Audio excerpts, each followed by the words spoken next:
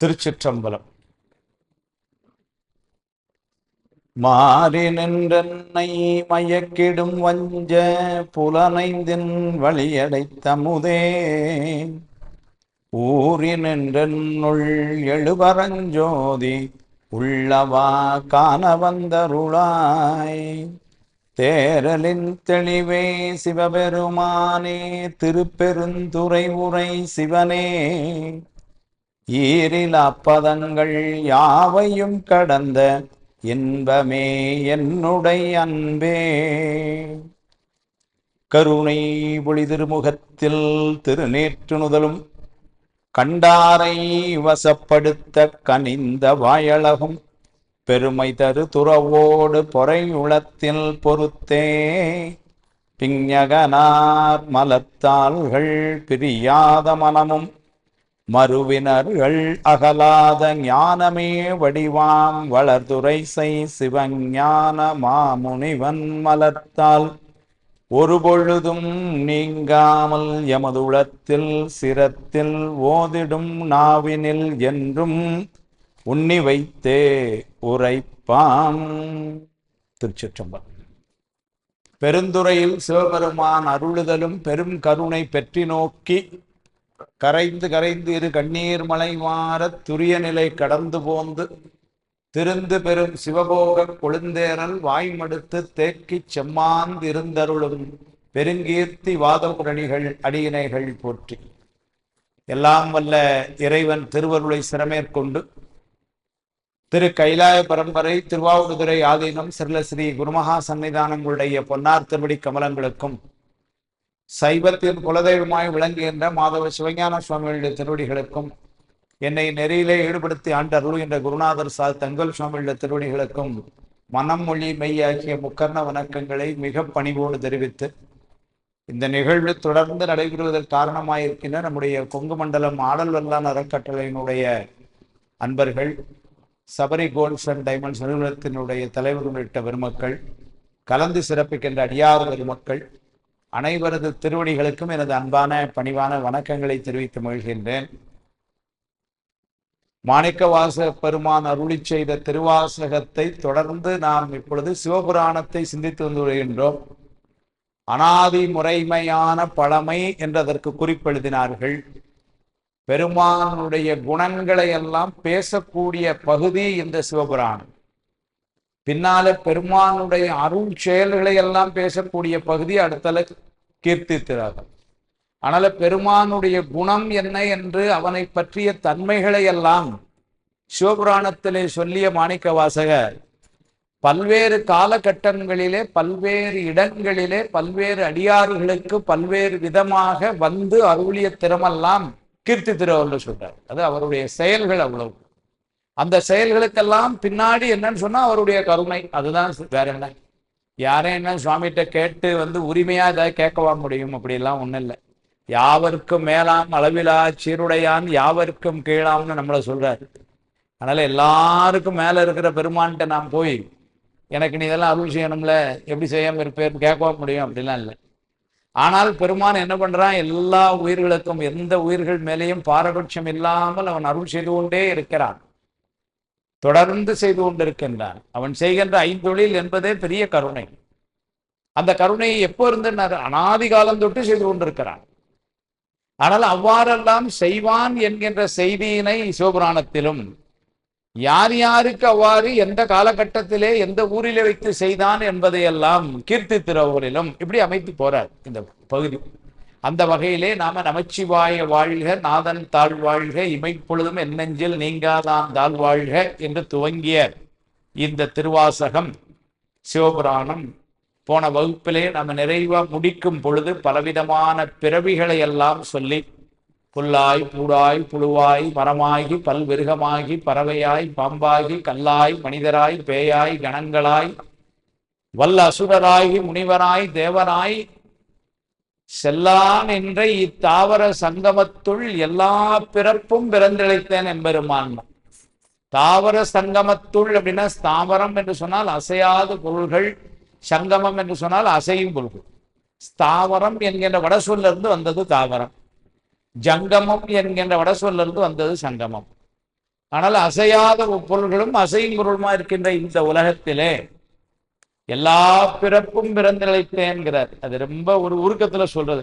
சில நேரங்களில் சொல்லுவோம் இல்லையா, எல்லாம் பண்ணி பார்த்தாச்சு சார் அப்படிங்கிறோம். ஏதாவது ஒரு பொருளை தேடணும்னு வச்சு, எங்க பார்த்தீங்களா அங்க எல்லாம் தேடியாச்சு, எல்லா பக்கமும் பார்த்தாச்சு அப்படின்னா என்ன அர்த்தம்? அது ஒரு விரக்தியில சொல்றோம். கிடைக்கலங்கும் பொழுது அந்த ரூம்ல பார்த்தாச்சா, இந்த ரூம்ல பார்த்தாச்சா, அந்த அலமாரில பார்த்தாச்சா, இந்த கேட் பார்த்தாச்சான்னா எல்லா பக்கம் பார்த்தாச்சு அப்படிங்கிறோம். ஏன்னா கிடைக்கலையே. அது மாதிரி இந்த பிறவி விட்டு வெளியே வரல அந்த விரக்தி. எல்லா பிறப்பும் பிறந்திழைத்தேன். அதோடு தண்டமணி திசையர் எழுதுவார், எல்லா பிறப்பும் என்பது பலமுறை பிறந்திழைத்தேன் என்பது. எல்லா பிறப்பும் எல்லாத்துலையும் ஒவ்வொரு தடவை இல்லை, ஒன்னொன்னு எத்தனோடு இல்லை. அதனால எல்லா பிறப்பும் அதுவும் பலமுறை பிறந்து, அதனால இழைத்தேன். இழைத்தேன் அப்படின்னா வருந்தினேன்னு அர்த்தம். இழைப்பு என்று சொன்னால் ஆளுகர் போய் இழைச்சு போயிட்டாருன்னு அர்த்தம் இல்லை. இழைத்தேன் என்று சொன்னால் வருந்துகிறேன், பெருமானே இதை விட்டு வெளியே வரவே முடியலையே அப்படின்னு வருந்துகிறேன் என்று சொல்லி, அப்படித்தான் அதை சொல்லி மெய்யே உன் பொன்னடிகள் கண்டு இன்று வீடுற்றேன். திருப்பெருந்துறையில என்னைக்கு நீ உன்னுடைய திருவடிகள் எங்களை காட்டினாயோ அன்றைக்கே வீடு பேருன்ட்ட. பெருமானுடைய திருவடியை பார்த்ததுனாலேயே பார்த்தேன், அதனால வீடு பேரு விட்டேன். அது கூட அருணையார் எழுதுவாரு, உண்டு பசி தீர்ந்தான் என்பது போல. சாப்பிட்டான் பசி தீர்ந்தது, பார்த்தான் பிறவி நீங்கிச்சு அப்படிம்பார். உண்டு பசி தீர்ந்தான் என்பது போல. பெரியவங்க அருணையாரும் தண்டபாணி தேசிகரும் இவ்வளவு செம்மையா உரை எழுதி வச்சிருக்கிறார். உண்மையிலேயே நம்ம ஏன்னா நீங்க சில ஊர்களுக்கெல்லாம் போனோம்னு வச்சுக்கோங்களேன், நாமெல்லாம் போய் சுத்தி பார்க்கறது வேற. அங்க யாராவது ஒரு நல்ல கைடு அல்லது அந்த ஊர்க்காரர் இருந்து நம்மளை சுத்தி காமிச்சாருன்னு வச்சுக்கோங்களேன், அது ரொம்ப சிறப்பு. இங்க வாங்க, எங்க வாங்க, அந்த கோயில் பாருங்க, இது யாரும் பார்த்துருக்கவே மாட்டீங்க அப்படின்னு சொல்லி அங்க உள்ள போய் காமி, இப்படி வாங்க, உள்ள வாங்க, இந்த பிரகாரத்துல வந்து விக்கிரகம் பாருங்க, எங்கேயுமே கிடையாது இப்படின்னு நம்ம காட்டும் பொழுதுதான். இல்லைன்னா நம்ம என்ன போனோம், அப்படியே போய் சுத்தி பார்த்துட்டு வந்துருவோம். ஊட்டி பார்த்துருக்கீங்களா? பார்த்துருக்கேன் அப்படின்னு சொல்லுவோம். ஆனா அங்க போனா அங்க மலை மேல ஒரு முருகன் கோயில் அவ்வளவு பிரமாதமா இருக்கு அப்படிங்கிறது அந்த ஊர்க்காரன் கூட்டு போன பிறகு. உண்மையாவே சொல்றேன், ஊட்டி பக்கத்துல பலமுறை நம்ம ஊட்டி போயிருக்கிறோம், பொட்டானிக்கல் கார்டன் போனோமா, அங்க போனோமாங்கிறோம். அந்த மலை பேர் என்னங்க, நான் மறந்துட்டேன், உங்களுக்கு எல்லாம் தெரிஞ்சிருக்கும். அந்த குந்தா நீர்வீழ்ச்சி போற பாதையில என்னங்க, இல்ல அண்ணாமலை. பாருங்க, அண்ணாமலை முருகன். எத்தனை பேர் ஊட்டி போனாலும் அண்ணாமலைக்கு போறோம்னு சொல்லுங்க. போனதில்லை. ஊட்டியில நம்ம நீங்க போவீங்கம்மா, நீங்க அண்ணாமலை போயிட்டு ஊட்டி பார்த்து வராங்க. நாங்கள்லாம் ஊட்டி போயிட்டு அண்ணாமலை பார்க்காம வராங்க. நாங்கள்லாம் எப்படின்னா ஊட்டியை போய் பார்த்துட்டு அங்கே போய் அந்த கார்டனை பார்த்து, அந்த லேக்கை பார்த்து, போட்டிங் போய் அந்த பஜ்ஜி சுஜி வாங்கி தின்னுட்டு வந்தாச்சு. இவ்வளோதான் நமக்கு தெரிஞ்சது. ஏன்னா எல்லாரும் அங்கே தான் போகிறோம். அந்த ஊருக்காரங்க தான் என்ன பண்ணாங்க, உண்மையிலே அந்த ஊரில் இருக்கிற ஒரு பெரியவர், அவர் தான் என்ன நீங்க வாங்கன்னு சொல்லி அங்க அழைச்சிட்டு போய் இவ்வளவு அருமையா முருகப்பெருமான் அப்படி உட்கார்ந்துருக்காரு. அப்ப என்னன்னா, யாரையும் ஒருத்தர் கூட்டு போய் காமிச்சாத்தான் இந்த சிறப்பு தெரியுது. அது மாதிரி திருவாசகத்தை நாம படிக்கிறதுக்கும் தண்டபாணி தேசியர் அருணை வடிவேல் முதலியார் கையை பிடிச்சுக்கிட்டே கூட போனோம்னா அவங்க அப்ப உள்ள எவ்வளவு காட்டுறாங்கன்னு உற்பத்தி. அது ஒரு சிறப்பு. நம்மளா படிச்சோன்னா பிடிக்கல, எல்லா பம்பரும் அப்படின்னு படிச்சுட்டு போறோம். ஆனா அவங்க தான் நெல்லு அப்படின்னு ஒவ்வொரு இடத்தையும் பிறந்து இழைத்தேன் அப்படிங்கும்போது மனசெல்லாம் ரொம்ப நொந்து போய் ரொம்ப வருத்தம்பா அப்படின்னு சொல்லி.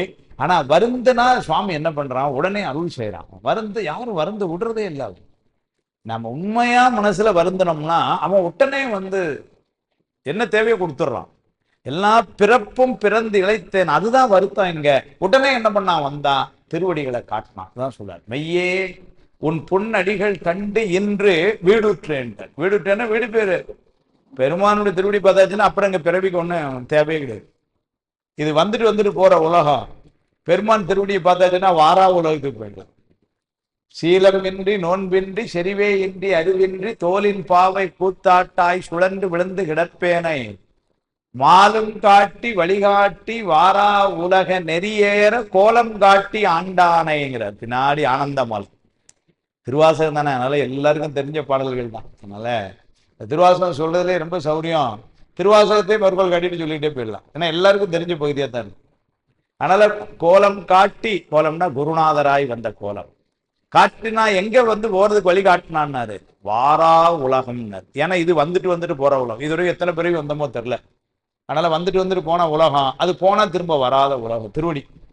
அங்கெல்லாம் கூட்டு போயிட்டானார். மெய்யே உன் பொன்னடிகள் கண்டு இன்று வீடுற்றேன் உய்ய என் உள்ளத்துள் ஓங்காரமாய் நின்ற உய்யனர். உய்யன்னா மலத்தினுடைய இதுல இந்த சிக்கல்ல இருக்கிற நம்ம அதுல இருந்து தெளிவடைந்து உய்ய, ஒரு சிரமத்துல இருந்து வெளிவர. என்ன சிரமத்துல இருக்கோம்னாரு, ஆணவமான மலத்துல சிக்கிட்டு இருக்கிறோம். அந்த சிக்கல்ல இருந்து நம்ம வெளியே வர்றதற்கு யார் சுவாமி? சுவாமி தான் செய்யணும், வேற யாரும் செய்யணும். அது செய்யறான். உய்ய என் உள்ளத்தோள், இங்கே உள்ள இருந்து ஓங்காரமாய், ஓங்காரம் என்கின்ற அன்னைக்கே சொன்ன அகர உகர மகர நாத விந்துக்களாய் நம்முடைய அந்த கரணங்களை தொழில்படுவதற்கு காரணமாய் இருந்து தொழில்பட நமக்கு அனுபவம் ஏற்பட்டு, அந்த அனுபவம் ஏற்பட ஆணவத்துடைய வலிமை குறைந்து ஆணவமல நீக்கம் சுவாமி. எவ்வளவு கருணையா செய்யறாங்க, நிதானமா செய்யணும், நம்மளோட ரொம்ப பொறுமையா செய்யறான் அந்த காரியங்கள். அதான் பின்னாடி சொன்னார், பையவே கொடுபோந்து பாசம் எனும் தாழ் உருவீகிற தையலார் மையலிலே தாழ்ந்து விழ கடவேனை பையவே கொடுபோந்து. சுவாமி ரொம்ப நிதானமா செய்யறான் அந்த காரியங்கள். என்ன செய்யறான்னாரு, நமக்கு எவ்வளோ காலமா இருக்கிற ஆணவமலம் அதை அப்படி கொஞ்சம் கொஞ்சமா நிற்கிறான். அதுதான் வந்து சொன்னார். அதனால மெய்யவன் போய் உய்ய என் உள்ளத்துள் ஓங்காரமாய் நின்ற மெய்யா விமலா. மெய்யான்னாரு, மெய்யன்னாலே சுவாமி தான். ஏனென்று சொன்னால் அந்த மெய் அல்லது உண்மை என்பது அது அவனுக்கு பொருந்தா மட்டும். நமக்கு வந்து ஏற்கனவே ஆணவமலம்ங்கிற குற்றம் இருக்கு. அந்த குற்றம் என்ன பண்ணுதுன்னாரு, மெய்யெல்லாம் பொய்யா வேற காட்டுது, நமக்கு பொய்ய மெய்யா காட்டுது, நிலையில்லாத பொருளை நிலையான பொருள் மாதிரி காட்டுது. அப்போ அது என்ன பண்ணுது, அந்த பொய்யத்தானே காட்டுது நமக்கு. பின்னாடி கூட சொல்லுவார், பொய்யெல்லாம் மெய்யென்று புனர்முலையார் போகத்தே இல்லை. அதனால நிலையில்லாத இந்த பொருள்லாம் நிலையான பொருள் மாதிரி நமக்கு காட்டி ஒரு மயக்கத்தை செஞ்சு இது அவ்வளோ இந்த பொய் பண்ற வேலை அது நமக்கு. அவனுக்கு என்னது, அவன் மெய். அதனால மெய்யா விமலா விடைப்பாகா வேதங்கள் ஐயா என ஓங்கி ஆழ்ந்து அகன்ற நுண்ணியன். இங்கதான் போன வாரம் கொண்டு நிறுத்தணும், தொடர்ந்து வர்றவங்களுக்கு எல்லாத்துக்கும் தெரியும். போன வாரம் கொண்டு நிறைவு பண்ணும் பொழுது மெய்யா விமலா விடைப்பாக வேதங்கள் ஐயா என ஓங்கி ஆழ்ந்து அகன்ற நுண்ணியன் அப்படின்னு சொல்லும் பொழுது போன முறை மணி 7:05 காட்டிட்டு, அதனால தொடர்ச்சி அடுத்த வாரமுக்கு போயிட்டோம். வேதங்கள் சுவாமியை எப்படி சொல்லுது சொல்ற, இது ரொம்ப நுட்பமான ஒரு இடம். அதனாலதான் போன வாரம் அது அவசரமா சொல்லிட்டு போல, அடுத்த வாரம் வச்சு கொண்டு போயிடும். நமக்கு வேதங்களும் பிரமாணம், ஆகமங்களும் பிரமாணம், சாத்திரங்களும் பிரமாணம், திருமுறைகளும் பிரமாணம், புராணங்களும் பிரமாணம். இதெல்லாம் நமக்கு வந்து அடிப்படை நூல்கள். பிரமாணம் என்று சொன்னால் நமக்கு அடிப்படை நூல்கள், நாம் பின்பற்ற வேண்டிய நூல்கள். அந்த நூல்கள்ல நமக்கு என்னெல்லாம் சொல்லப்பட்டிருக்கு அப்படின்னா, 4 வேதம் சொல்லியிருக்கு, 28 சைவ ஆகமங்கள் சொல்லியிருக்கு, 12 திருமுறைகள் சொல்லப்பட்டிருக்கு, 14 சாத்திரங்கள் சொல்லப்பட்டிருக்கு, 18 புராணங்கள் சொல்லப்பட்டிருக்கு. இது அவ்வளவுமே அடிப்படை நூல்கள் நமக்கு.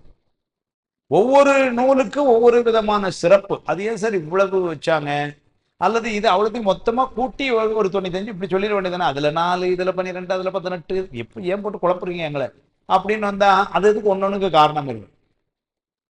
நீங்க திருமுறைகள் என்பது வந்து பாத்தீங்கன்னா பாடுவதற்கு உரியன. திருமுறைகள் வந்து சும்மா சொல்றதுக்கு மதிப்பு கிடையாது. திருமுறை எப்படி பாடணும், அது என்ன பந்தம் அந்த பண்ணல பாடணும். அதனாலதான் இதே இடத்துல மாசம் ஒரு நாள் திருமுறை பயிற்சி வகுப்பு நடந்து கொண்டிருக்கு. ஏன்னாரு திருமுறைகளை வந்து பாடணும். இது நட்டப்பாடையில பாடணும்னா நட்டப்பாடையில தான் பாடணும், மாத்தி பாடப்படும். இது கொல்லியில பாடணும்னா கொல்லியில தான் பாடணும். அதுக்காக பதியம் பண்ண அமைச்சிருக்கிறாங்க. அத பெரியவர்களை வகுத்து கொடுத்துட்டு போயிட்டாங்க. இந்த பதியத்துல இந்த பண்ணல தான் பாடணும். அந்த பண்ணமைப்புக்கு ஒவ்வொரு சிறப்பு இருக்கு. சில பண்களே வந்து என்னன்னா உற்சாகத்தை தரும் பண்கள், அது பாடும்பொழுதே பெரிய உற்சாகம். சில பண்கள் இருக்கு ரொம்ப இறங்கி பாட வேண்டிய பண்ணுகள், பண்ண அமைப்பிலேயே அந்த அமைப்பு வச்சிருக்காங்க அந்த காலத்துக்கு. நீங்க தோளுடைய சிவன் இப்ப எல்லாருக்கும் தெரியும். தோளுடைய சிவன் எப்படி பாடணும் அப்படின்னு சொன்னா நட்டபாடையில பாடணும் இல்லைங்களா? அதானே இந்த நட்டபாடை பண்ணுக்கு உள்ள சிறப்பு என்னன்னா ரொம்ப பெருமிதத்தோட பாட வேண்டிய பண்ணு. ஏன்னாரு பாடப்பட்ட சூழ்நிலை எப்படி, அப்பா வந்து கேட்கிறாரு, கண்டிப்புல கேட்கிறாரு, சும்மா கேட்கல. அப்பா வந்து கண்டிப்போட கேட்கிறாரு, ஒரு குச்சி கையில வச்சுட்டு கேட்கிறாரு. என்ன கேட்கிறாரு, யாரா பால் கொடுத்து யார் கொடுத்தாலும் வாங்கி குடிக்கிறதா அப்படிங்கிற மாதிரி கேட்கிறாரு. அதான் கேள்வி, வேற ஒண்ணும் இல்லை. ஏன்னா குழந்தைய அப்படி அந்த மாதிரி யார் கொடுத்தாலும் குடிக்கக்கூடாது, அந்த கண்டிப்பு. ஆனால் எல்லாரு யாரு கொடுத்தா, யாரையும் மாமியார் கொடுத்தா குடிக்கிறதாடா அப்படின்னு திட்டுறாரு. அதுதான் இது பண்றாரு. இப்ப அந்த குழந்தையினுடைய பெருமிதம் என்னவா இருக்கு பாருங்க. அது நேரடியா சொல்லலைனாலும் அதனுடைய பேக்ரவுண்டு எப்படி இருக்கு? நீங்க நினைக்கிற மாதிரி இந்த வீட்டு மாமியோ அந்த வீட்டு மாமியோ கொடுக்கலப்பா. நீங்க தினந்தனம் ஒருத்தரை பார்த்து நினைச்சு பூஜை பண்ணிட்டு இருக்கிறீங்களே, அந்த ஆளு ஃபேமிலியோட வந்து கொடுத்த பால் நீங்க நினைக்கிற மாதிரி இல்லை. அதான் செய்தி. குழந்தை எப்படி போடுது செய்திய, நீங்க நினைக்கிற மாதிரி இந்த கடையில யாரோ ஒரு ஆள் வாங்கி கொடுத்துட்டு போன பால்லாம் இல்லை. நீங்க தினம் பூசை பண்றீங்களே, நீங்க என்ன பார்த்தது கூட இல்லை, அவரை நினைச்சு தினம் பூசை பண்றீங்களே, அவரு அம்மாவோட இறங்கி வந்து பொற்கிண்ணத்துல கொடுத்துட்டு போன பால் இது அப்படிங்கிற ஒரு பெருமிதம்.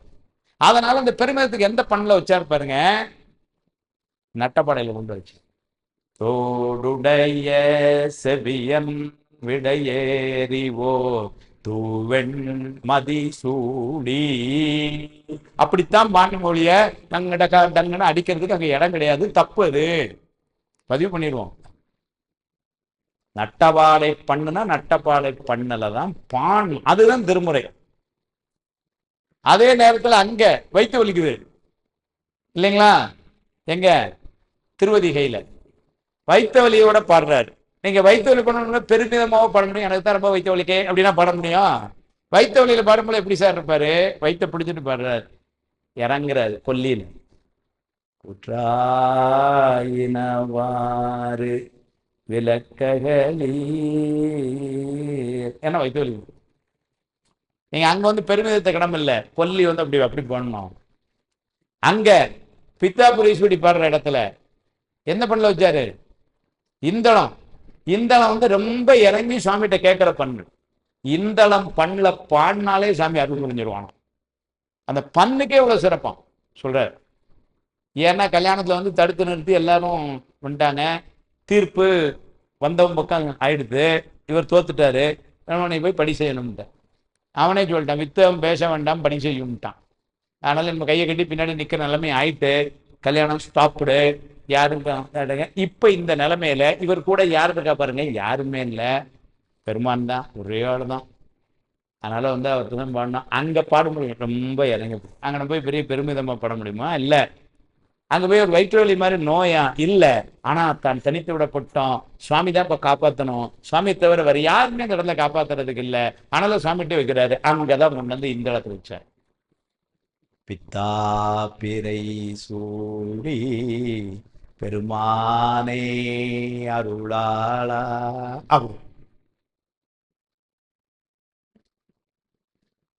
திருமருகல்ல அந்த பையன் இறந்து போன உடனே ஞானசம்பந்தர் என்ன பண்ண கொண்டு வச்சாருங்கண்ணே, அவருக்கு இல்லாத பண்ணா, அவருக்கு இல்லாத சொல்லா, அந்த குழந்தைக்காக சுவாமிகிட்ட கேட்கும்போது எந்த பண்ண கொண்டு வச்சாருமோ இந்த இடத்துல கொண்டு வைக்கிறார். ஏன்னா அன்னைக்கு உயிர் போய் இருக்கிற, பாம்பு கடிச்சு இருக்கிற பையனை சுவாமியை தவிர வேற யாராலையும் ஒன்றும் செய்ய முடியாது. அந்த குழந்தை சத்திரத்துல இருந்தவங்கலாம் ஒன்றும் என்ன பண்ண முடியும்? உயிர் இருந்திருந்தா தூக்கி ஆஸ்பத்திரிக்கு ஓடலாம், போயிடுத்து உயிர், இனிமே கூட வந்தாங்க என்ன பண்ண முடியும்? பாவம் இந்த பொண்ணு, அவ்வளவுதான் சொல்ல முடியுது. ஞானசம்பந்தர் என்ன பண்ணார் பாருங்க, அந்த இடத்துல எந்த பண்ணை கொண்டு வச்சார் பாருங்க, இந்த இடத்த கொண்டு வைப்பார். சடையாயனுமால் சரணி எனுமால் அந்த உருக்கங்களை கொடுத்துட்டானே சுவாமி, எழுப்பி விட்டான். சுவாமி பையனை எழுப்புனா இவர் கல்யாணத்தை பண்ணி வச்சு போயிட்டு இல்லைங்களா? அப்ப அந்த அந்த சிறப்பு பண்ண, அது எதுக்கு சொல்லணும்னா திருமுறைகள் பண்ணோட பாடுவதற்கு. அதே போல சாத்திரங்கள் 14 சாத்திரங்கள் படிக்கணும். சாத்திரங்கள் வந்து படிப்பதற்கு. அங்க என்ன பண்ணணும்னா மனப்பாடம் பண்ணணும், இலக்கணம் அது தெரியணும், அதுல ஒன்றும் உழப்பெல்லாம் முடியாது. அங்க போய் பண்ணோட பாடுறதுக்குலாம் ஒன்றும் இல்லை, ஆனா படிக்கணும். திருவள்ளுவர் பயன் அப்படின்னா உண்மை விளக்கம் அப்படின்னா பாட்டை படிக்கணும். சுவாமிக்கு நமக்கு உள்ள உறவு என்ன அப்படின்னா நமக்கு சொல்ல தெரியணும். அத்துவிதம் என்று சொல்லானே ஏகமென்னில் ஏகம் என்று சுட்டுவது உண்மையின் அத்துவிதம் என்ற சொல்லே அந்நிய நாத்தியை உணர்த்தம் ஆயிட்டு மனப்பாடம் பண்ணணும். பண்ணிட்டு அது என்ன நமக்கு சொல்ல தெரியணும். இது சாத்திரம் படிக்கிறது. புராணங்களை சொன்னாரு கேட்கறதுக்கு. புராணங்களை என்ன பண்ணணுமா? கேட்கணும். ஆயிரக்கணக்கான பாடல் இருக்கணும். இங்க ஒரு பெரிய அமைப்பு, நம்முடைய அடலாளர் அற்புதலை இவங்கெல்லாம் சேர்ந்து என்ன பண்ணாங்க பாருங்க, வாத ஒரு புராணம் கேட்டோம். எல்லாரும் புராணங்களை கேட்கணும். ஏன்னாரு வாழ்க்கை அமைப்புகளை எல்லாம் சொல்றது புராணம். நீங்க கந்த புராணத்துல ஒரு இடம் வருது, சூரபதுமன் குழந்தையா இருக்கலாம், சின்ன குழந்தை. சூரபதுமனுக்கு தந்தையா அங்க இருக்கிறது யாருன்னா காசிப முனிவர். அவர் பெரிய முனிவர். அவர் அம்மா மாயை. இந்த மாயைக்கும் காசிப முனிவரும் சேர்ந்து தான் பிள்ளை பிறந்தது. அதுதான் சூரபத்மன். காசிப முனிவர் பெரிய சிவபக்தர். இந்த அம்மாவனுடைய நோக்கம் வேற மாதிரி இருக்கு. அசுரனா வளர்க்கணும் பிள்ளைய, தேவர் உலகமெல்லாம் நம்ம காலில் வந்து விழணும். அது எப்படி அந்த அம்மாவுடைய நினைப்பு. நீங்க குழந்தை சின்ன பிள்ளை ஒன்று அங்க பிராணம் எப்படி வருது பாருங்க. குழந்தைக்கு ஒரு 4 வயசு 5 வயசு ஆகும் பொழுது யார் தெரியுமா முதல்ல பாடம் சொல்லி கொடுக்குறா? அப்பா சொல்லி கொடுக்குறாரு. அங்க போய் எங்கேயும் பள்ளிக்கூடத்தில் சேர்க்கல சார். குழந்தைக்கு சூரபதுமனுக்கு முதல்ல உபதேசம் பண்ண ஆரம்பிச்சது, பாடம் சொல்லி கொடுத்தது யாருன்னா, இதெல்லாம் நமக்கு செய்தி யார் சொல்றாரு? அப்பா சொல்லி கொடுத்தாங்க வீட்டுல. சார்ந்தவர் ஆய்ந்திட தக்கபாம் பொருள் 3 மறையலாம் ஒளிய நின்றன ஆன்றதோர் தொல்பதி 6 தொகை வாந்திகள் தலை வகுப்பர் அன்னவே. காசிப முனிவர் சொல்லி கொடுக்கார் பிள்ளைக்கு. என்ன சொல்லி கொடுக்கார் பாருங்க. 3 பொருள் இருக்கு, பதி பசு பாசம்னு பேரு. சைவநாதன் சொல்லி கொடுக்காரு 5 வயசுல 4 வயசுல. இப்ப அந்த அம்மா என்ன பண்ணுச்சு? அதான் இதெல்லாம் தான் புராணத்துல. இந்த அம்மா என்ன பண்ணுச்சு பாருங்க. அதனுடைய நோக்கமே வேற மாதிரி இருக்கு. அதனால இப்ப போய் இவனுக்கு சைவஸ்தானம்லாம் சொல்லி கொடுத்தா அறவழின்னு சொல்லி இவனை அப்படி போயிடக்கூடாது. இவன் எப்படி வரணும்னா தேவர் உலகத்தெல்லாம் நம்ம காலில் கொண்டுறணும், ஒரு அசுரனா வரணும். அதனால என்ன பண்ணிச்சு, நேர காசிப முனிவர்கிட்ட போய், யோ சாமியார பிள்ளைகளுக்கு நீர்ல ஒன்றும் சொல்லிக் கொடுக்க வேண்டாம் அப்படின்னு சொல்லக்கூடாது. அதனால என்ன சொல்லிருச்சு, முனிவர் பெருமான் நீங்க சொல்லி கொடுத்தாலும் ரொம்ப சிறப்பு, ஆனா குழந்தைக்கு புரியுற மாதிரி நான் சொல்லி கொடுக்குறேன். நான் சொன்னா அதுக்கு ரொம்ப எளிமையா புரியும். அவர் பார்த்தா ரொம்ப சந்தோஷம். அம்மா சொல்லி கொடுக்கும் பொழுது அப்பாவுக்கு என்ன, சரிம்மா நீ சொல்லி கொடுன்ட்டார். இப்ப அம்மா சொல்லி கொடுத்தது என்ன சொல்லி கொடுத்ததுன்னா, நாம தாண்டா பெரிய ஆளு.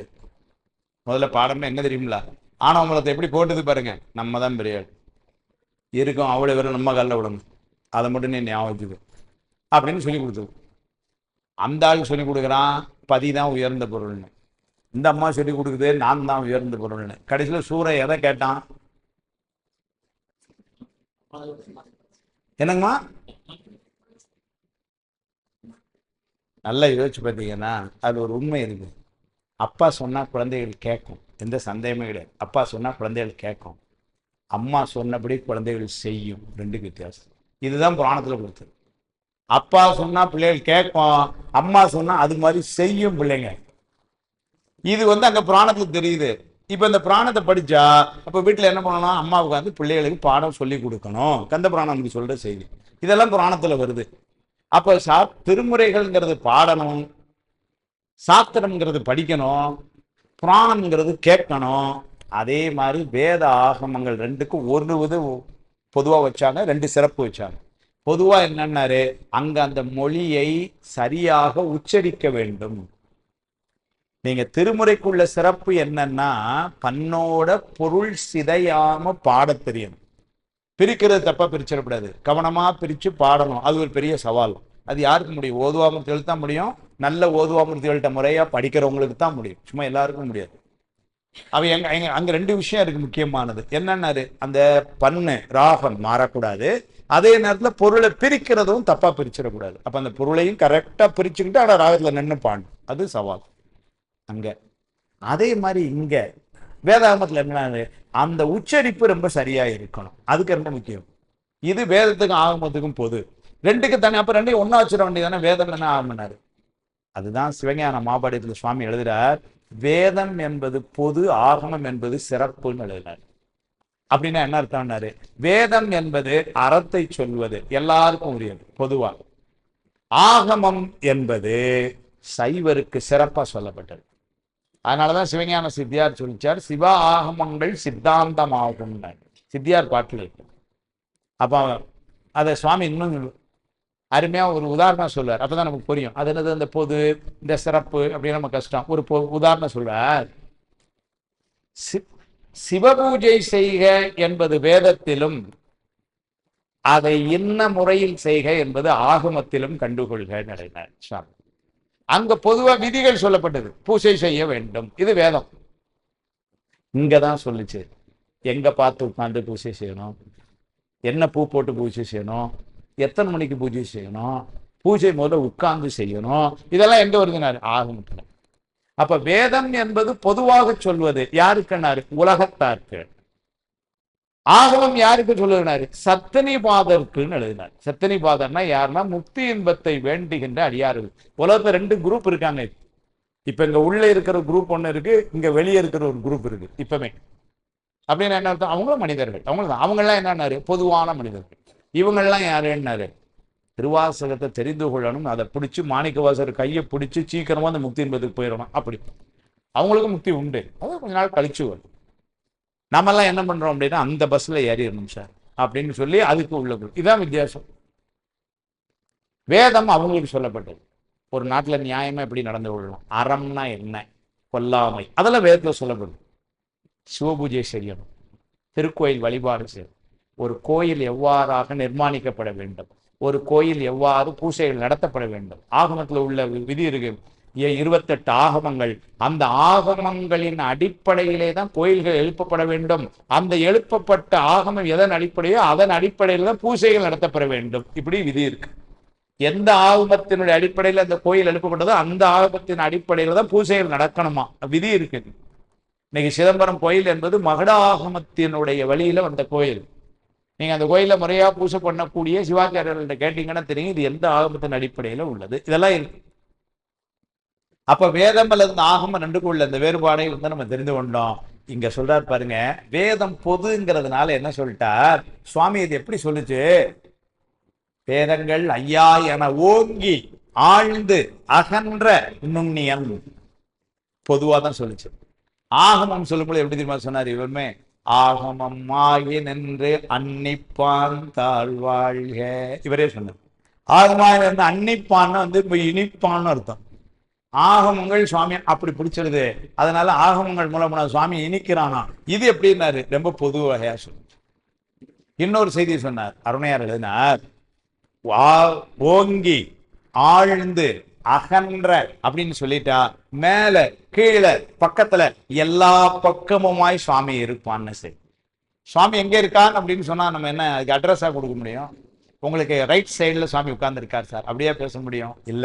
அதனால சுவாமி எப்படி இருக்கார்? மேலையும் இருக்கிறான், கிளையும் இருக்கிறான், பக்கங்கள்லயும் இருக்கிறான். இப்படியெல்லாம் அவன் இருக்கிற பெருமான் அப்ப நம்ம கண்ணுக்கு தெரியலைன்னாரு, அவன் நுண்ணியமாய் இருக்கிறான்.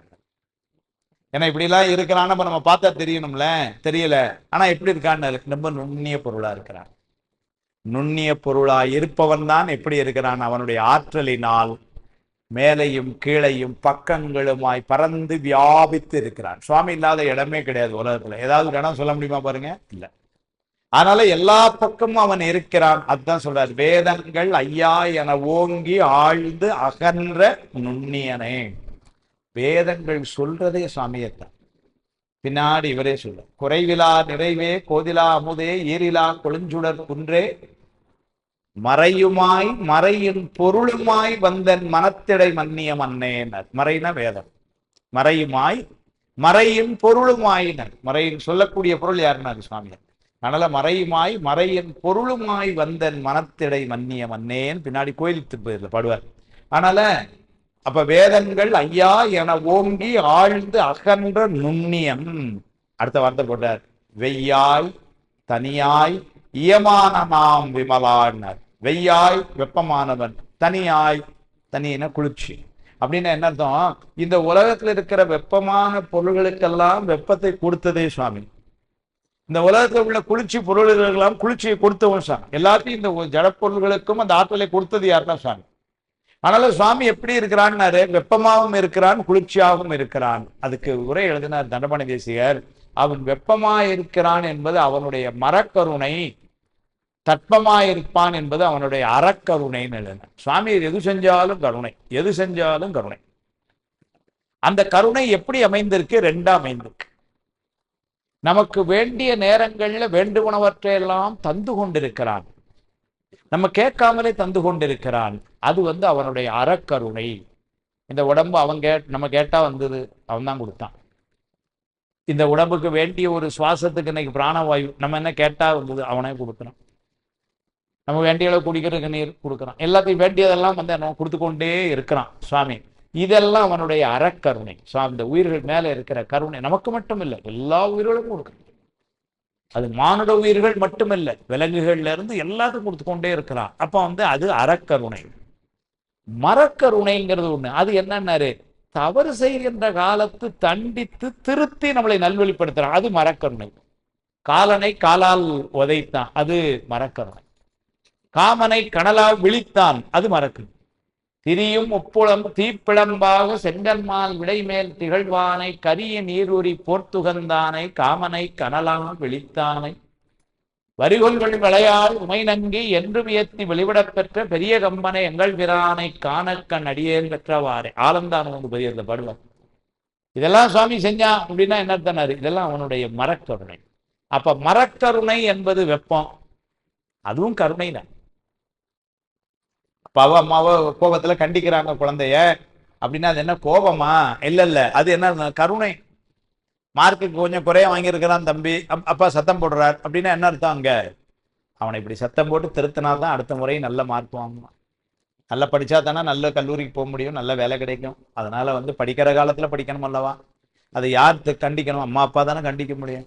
அந்த கண்டிப்பு எதனால வந்ததுன்னாரு? கருணையினால வந்து. பக்கத்துல போய் எங்க மார்க் குழந்தைங்க போய் கண்டிக்கவா செய்யறாங்க? யாரெல்லாம் உலகத்துல மார்க் கம்மியா அவங்களெல்லாமா போய் இல்ல, நம்ம குழந்தை கருணை. அப்ப நம்ம குழந்தை குறைஞ்சா கண்டிக்கணும்னு என்ன அர்த்தம்? குழந்தை மேல இருக்கிற கருணை. இந்த கருணைக்கு என்ன பேருனாரு? இது மரக்கருணை. குழந்தை வேண்டியதெல்லாம் வாங்கி கொடுக்குறோம், அது அறக்கருணை.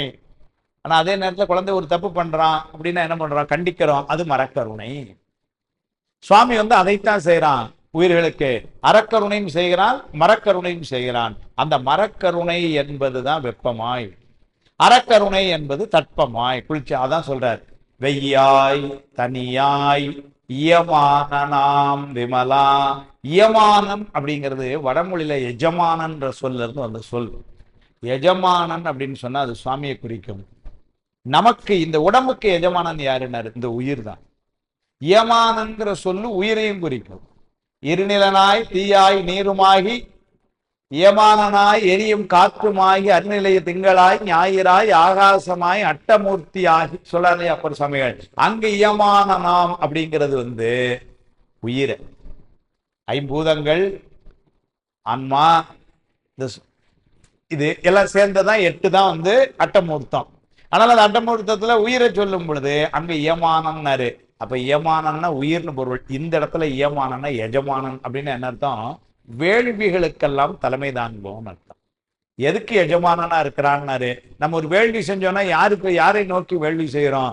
சுவாமியை நோக்கி தான் செய்யறோம். அதனால அவன் இயமானன் என்று சொன்னால் எஜமானனாய் விமலான்னர். விமலன் அப்படின்னு சொன்னா குற்றங்களுக்கு எதிரானவன். அன்னைக்கு நம்ம சொல்லியிருக்கு. விமலன் அப்படின்னு சொன்னா குற்றம் அணுக முடியாதவன். ஆணவம் என்கின்ற குற்றம் நமக்கு உரித்தானது. சுவாமிகிட்ட அணுகு. அது ஆணவம் மலம்ங்கிற குற்றம். அதனால என்ன பண்ணுது? அதை அடிப்படையா வைத்து நமக்கு கோபம்னு ஒரு குற்றம் நமக்கு வருது, காமம்னு ஒரு குற்றம் வருது, பொறாமைன்னு ஒரு குற்றம் அழுக்காறு வருது. இதெல்லாம் நமக்கு. இதெல்லாம் சுவாமி பக்கத்துல போகவே முடியாது. அதுதான் அப்படி அந்த குற்றம் அவனை அணுகவே முடியாத நிலை உயர்ந்து நிற்கிறானே, அதற்குத்தான் விமலன். ஆனால விமலன் அப்படின்னு சொன்னா வெய்யாய் தனியாய் இயமானனாம் விமலா பொய்யாய் என எல்லாம் போய் அகல வந்தருளினர். பொய்யாய் என எல்லாம் அப்படின்னா நமக்கு இருக்கின்ற இந்த பொய்கள் எல்லாம். இந்த பொய் என்பது இந்த உலகம் என்பதே பொய். இந்த உலக பொருள்கள் பொய். இந்த உலகத்திலே இருக்கின்ற சடப்பொருள்களும் போய், இந்த உலகத்தில் இருக்கிற உயிர் பொருளும் போய் நமக்கு. அப்படின்னா என்ன அர்த்தம்? நாம் இன்னைக்கு விலை உயர்ந்த ஒரு போன் வாங்குறோம், ரொம்ப நல்லா இருக்குன்னு சொல்லிதான் 50,000 ரூபா கொடுத்து வாங்குறோம். எவ்வளவு நாளைக்கு சார் இருக்கும்? 5 வருஷத்துக்கு இருக்குமா? அவ்வளவுதான். அதுக்கப்புறம் என்ன பண்றோம்? என்னங்க, அவ்வளவுதான், தூக்கி தூரம் போட்டு புதுசு வாங்க வேண்டியதான். நீங்க அதை போய் சரி பண்ண போனீங்கன்னு வச்சுக்கோங்க, அவன் சரி பண்றதுக்கு 30,000 ரூபா ஆகுமா? இல்லை அதை கொடுத்துட்டு நீங்க ரீப்ளேஸ்மெண்ட் பண்ணிக்கலாம்ங்கிறான். சரி, நம்ம சந்தோஷமா ஒரு 10,000 ரூபா போகும்னு கேட்டால் 1000 ரூபாய்க்கு போகுங்கிறான். 50,000 ரூபாய்க்கு வாங்கின போன் எவ்வளவு ரூபாய்க்கு போகும்னா 1000 ரூபாய்க்கு போகுங்கிறான். அவ்வளவுதான் அதனுடைய மதிப்பு. ஆனா வாங்கும் பொழுது நம்ம என்ன நினைக்கிறோம்னா அப்படின்னு நினைக்கிறோம். ஆனால் அது ஏன்னாரு, அது பொய்ப்பொருள்.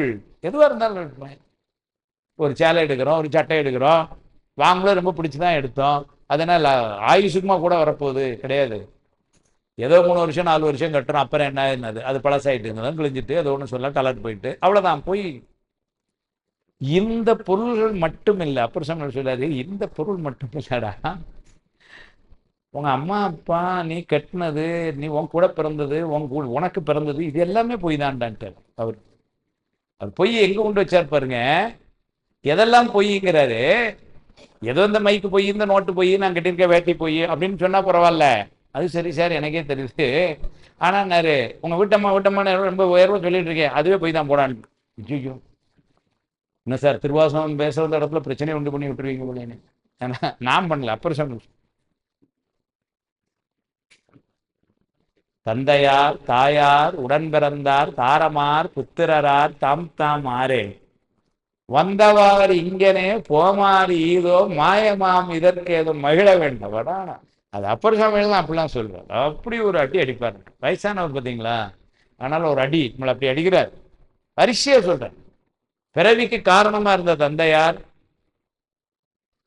சுமந்து எடுத்து பெத்து வளர்த்த தாயார், அதுக்கப்புறம் நம்ம கூட பிறந்தது 2 3 உடன் பிறந்தார், அப்புறம் நமக்கு கல்யாணம் ஆச்சு தாரமார், அப்புறம் நமக்கு 2 பிறந்தது புத்திரரார், வரிசையா சொல்லி இவங்கெல்லாம் யாருறான்னு. அதான் ரேஷன் கார்டில் இவங்க பேர் தானே இருக்கு, அப்புறம் யாருன்னு கேட்டீங்கன்னா இப்படி தாம் தாம் மாறு. இவங்கெல்லாம் யாரு? நம்மளை யோசிக்க விட்டு அவரே பதில் சொல்றாரு. வந்தவாறு இங்கனே போமாறு ஈதோன்னு. ஒரு பஸ் ஸ்டாண்ட்ல போய் நிக்கிறோம், ஒரு பஸ்ல ஒரு 10 பேர் வந்து நின்னா அடுத்த பஸ்ல ஏறி போயிட்டான். அதே மாதிரி தானடா இவங்க அவங்கவுங்க இங்க வந்தாங்க இந்த ஊருக்கு, வேலைக்கு முடிச்சோன்னே போயிடுவாங்க. இதுல உனக்கு என்ன சந்தோஷம் அவங்க கூட? பஸ் ஸ்டாண்ட்ல இருக்கவங்க கூட நம்ம என்ன ரொம்ப ஃப்ரெண்ட்ஷிப்பை மெயின்டைன் பண்ணிட்டு இருப்போமா என்ன? அவன் பஸ் வந்தா அவன் ஏறிப்போம், நம்ம பஸ் வந்தா நம்ம ஏறிப்போம். அதே மாதிரிதான் இவங்கெல்லாம்ட்டாரு. எவ்வளவு சொல்றாரு பாருங்க. வந்தவாறு இங்கனே போமாறு ஈதோ மாயமாம் இதற்கேதும் மகிழ வேண்டாம். சிந்தையீர் உமக்கொன்று சொல்ல கேள்மேன் திகழ் மதியும் வாழறவும் திளைக்கும் சென்னி. சொன்னோன்னு தெரிஞ்சு போச்சு சுவாமின்னு. சந்திரனையும் பாம்பையும் தலையில் வச்சிருக்கிற ஆள்லாம் யார்? அவன் தான். திகழ்மதியும் வாழறவும் திளைக்கும் சென்னி எந்தையார் திருநாமம் நமசிவாயம் என்று எழுவார்க்கு இருவிசிம்பில் இருக்கலாமே. நமக்கு உனக்கு சொந்தம் வந்து நமசிவாயம் தாண்டா, இவங்க எல்லாம் இல்லைன்னு விட்டார். எத்தாயர் எத்தந்தை எச்சுற்றத்தார் எம்மாடும் சும்மாடாம ஏவன். ஆடாடாடா என்ன போட்டார். அப்பா அம்மா எம்மாடும். மாடுன்னா செல்வம்னு அர்த்தம். எம்மாடுங்கிறார். எந்த மாதிரி செல்வம் சார்? 5 வீடு அமெரிக்காலே இருக்கு. இருக்கட்டும், எல்லாம் எம்மாடும் சும்மானாம்னார். அதெல்லாம் சும்மாதான். ஏன்னாரு போகும்பொழுது கூட உன்னை தூக்கிட்டா போக முடியும் சார். அங்க மேல போய் வீடு வசதி எப்படி இருக்கோ, அதனால ஒரு வீடை கையில கொண்டு போறோம், அங்க போய் இருக்கிறதுக்கு கொண்டா போக முடியும் இல்ல. எம்மாடும் சும்மாடாம் ஏவர் நல்லா அதெல்லாம் சொல்றாரு. கண்ணீரோட வச்சுட்டாரு. செத்தால் வந்து உதவுவார் ஒருவர் இல்லை, சிறு விராகால் தீ மூட்டி செல்லால் நிற்பார். இவ்வளவுதான்டா உலக. செத்தால் வந்து உதவுவார் ஒருவர் இல்லை, சிறுவிராகால் தீ மூட்டி செல்லா நிற்பர். சித்தாய வேடத்தாய் நீடு பொன்னி திருவானை காவுடைய செல்வாய் என்ற நத்தால் பொற்பாதம் அடைய பெற்றால் அல்ல கண்டம் கொண்டாடி அப்படின்னு திருஆனைக்கா பெருமான்ட்ட பாடுறாரு.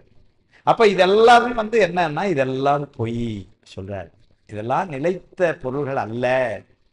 அதனால அதை சொல்றாரு. அது வந்து இதெல்லாம் படிக்கும் பொழுதுதான், சிவபுராணம் படிக்கும் பொழுதுதான் தெரியுது. ஆமா சார், நான் இவ்வளவு நாள் அப்படிதான் சார் நினைச்சு இருந்துட்டேன் சார் நினைக்கிறோம்.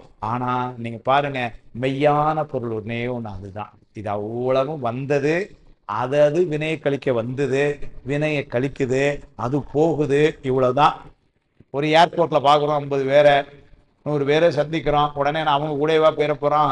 அவன் போய் இந்த பிளைட்ல ஏறதான், நம்ம போய் இந்த பிளைட்ல ஏறுறோம், அவ்வளவுதான். பஸ் ஸ்டாண்ட்ல பாக்குறோம், அதே மாதிரிதான் இங்க எல்லாம் கூட வந்தது. பஸ் ஸ்டாண்ட்ல இருக்க மாதிரி நம்ம கூட நம்ம வீட்டுல நம்ம பக்கத்துல எல்லாம் வந்து இருந்தது. அது காலத்துக்கு அது போப்பது, உன் காலத்துக்கு நீ போற, இவ்வளவுதான் போடான்ட்டு. இங்கே இப்ப நம்ம 100 பேர் வந்திருக்கிறோம், எல்லாரும் பழகுறோம். 7 மணிக்கு முடிஞ்சோன்னா என்ன பண்ண போறோம்? சார் உங்களை விட்டு போக மனசே இல்லை சார், எல்லாரும் இங்கே தங்கி அப்படியே எடுத்துட்டு போறோம். ஒண்ணும் கிடையாது. இவங்கெல்லாம் வீட்டுல போய் தோசை சொல்லணும் சார், நீங்க வேற இல்லைங்களாமா? அப்படித்தானே? நன்றிங்க. வீட்டுல போய் தோசை சுடணும், இங்க கேட்கணுமா இங்கே கேட்கணுமான்னு தெரியல, அது வேற. ஏன்னா அங்க சொன்னா அமைதியா இருக்கிறாங்க, அப்ப இங்கே தெரியாம கையை காமிச்சுனாங்க. அப்ப இதெல்லாம் என்ன பண்ணாரு சுவாமி செய்யறாங்க. அதனால சொல்ற பொய்யாயின எல்லாம் போய் அகல. தண்டபாணி தேசியம் போயினாலே முடிஞ்சு போயிடுச்சு. அப்புறம் திரும்ப என்ன அகல? நான் ஒரு இடம் போயினா முடிஞ்சது இல்லை, அப்படின்னா திரும்ப அது சொல்றாரு. போய் அகல அப்படின்னா என்னவா? அருமையா எழுதுவார் உரை. நீங்க அந்த புத்தகம் எல்லாத்தையும் இங்க நிறைய பேர் வச்சிருப்பீங்க, அங்க பின்னாடி இருக்கு, வாங்கி படிச்சீங்கன்னா தெரியும். சொல்றாரு, போய் தொலைய என்று ஒரு வழக்கு உண்டு. அவர் எழுதுறாரு. நம்ம சொல்லுவோம்ல செல்லங்களை ஏதாவது கேட்டோம்னு போய் தொலை அப்படிங்கிறோம். அப்படின்னா போன்னு சொல்லியாச்சு. அப்புறம் தொலைன்னா என்ன அர்த்தம்னா முதல்ல போங்கிறது இங்கே இருந்து போன அர்த்தம், தொலைன்னா திரும்ப என்கிட்ட வராதுன்னு அர்த்தம். அது ஒன்று வாங்கலாம்னு நினைக்கிறேன், இது ஒன்று வாங்கலாம்னு நினைக்கிறேன் அப்படின்னு வீட்டில் கேட்டுட்டு இருந்தாங்கன்னு வச்சுக்கோங்க. இப்போ நம்ம ஆஃபீஸ் கிளம்புற நேரம் ஏதோ ஒன்று முடியல, அந்த நேரம் அதை வாங்குற மாதிரி நிலைமையில இல்லைன்னு சும்மா நோயினா போய் தொலை அப்படின்னா என்ன அர்த்தம்? அது இப்பவும் இல்லை, நாளைக்கும் கிடையாது, போ இங்கே போயிட்டா சொல்றமா இல்லையா? அதை அப்படியே சொல்றாரு. போய் அகல அப்படின்னு என்ன அர்த்தமா? வினைகள் நம்மை விட்டு போய் அதுக்கப்புறம் நம்ம பக்கத்திலேயே வராம அகலவும் ரெண்டுமா. அதனால பொய்யாயின எல்லாம் இங்க இருந்து முதல்ல நம்மை விட்டு நீங்கினது மட்டும் இல்லை. சரி, இப்ப நீங்க உதாரணத்துக்கு காய்ச்சல், நேற்று டாக்டரை பார்த்தேன் சார், நைட்டு சரியாயிட்டு, இன்னைக்கு என்னமோ திரும்ப சாயங்காலம் லேசா காய்ச்சல் அப்படிங்கிற மாதிரி இருக்கக்கூடாது. காய்ச்சல் நீங்குச்சுன்னா எப்படி இருக்கணும்னா திரும்ப காய்ச்சல் வரக்கூடாது, அப்படிதானே இருக்கணும் டாக்டர்கிட்ட போனா. அதே மாதிரி சொல்றாரு, காய்ச்சல் போச்சு அப்படின்னா போயிடணும், திரும்ப வரக்கூடாது. அதே தான் இங்கேயும் சொன்னார்.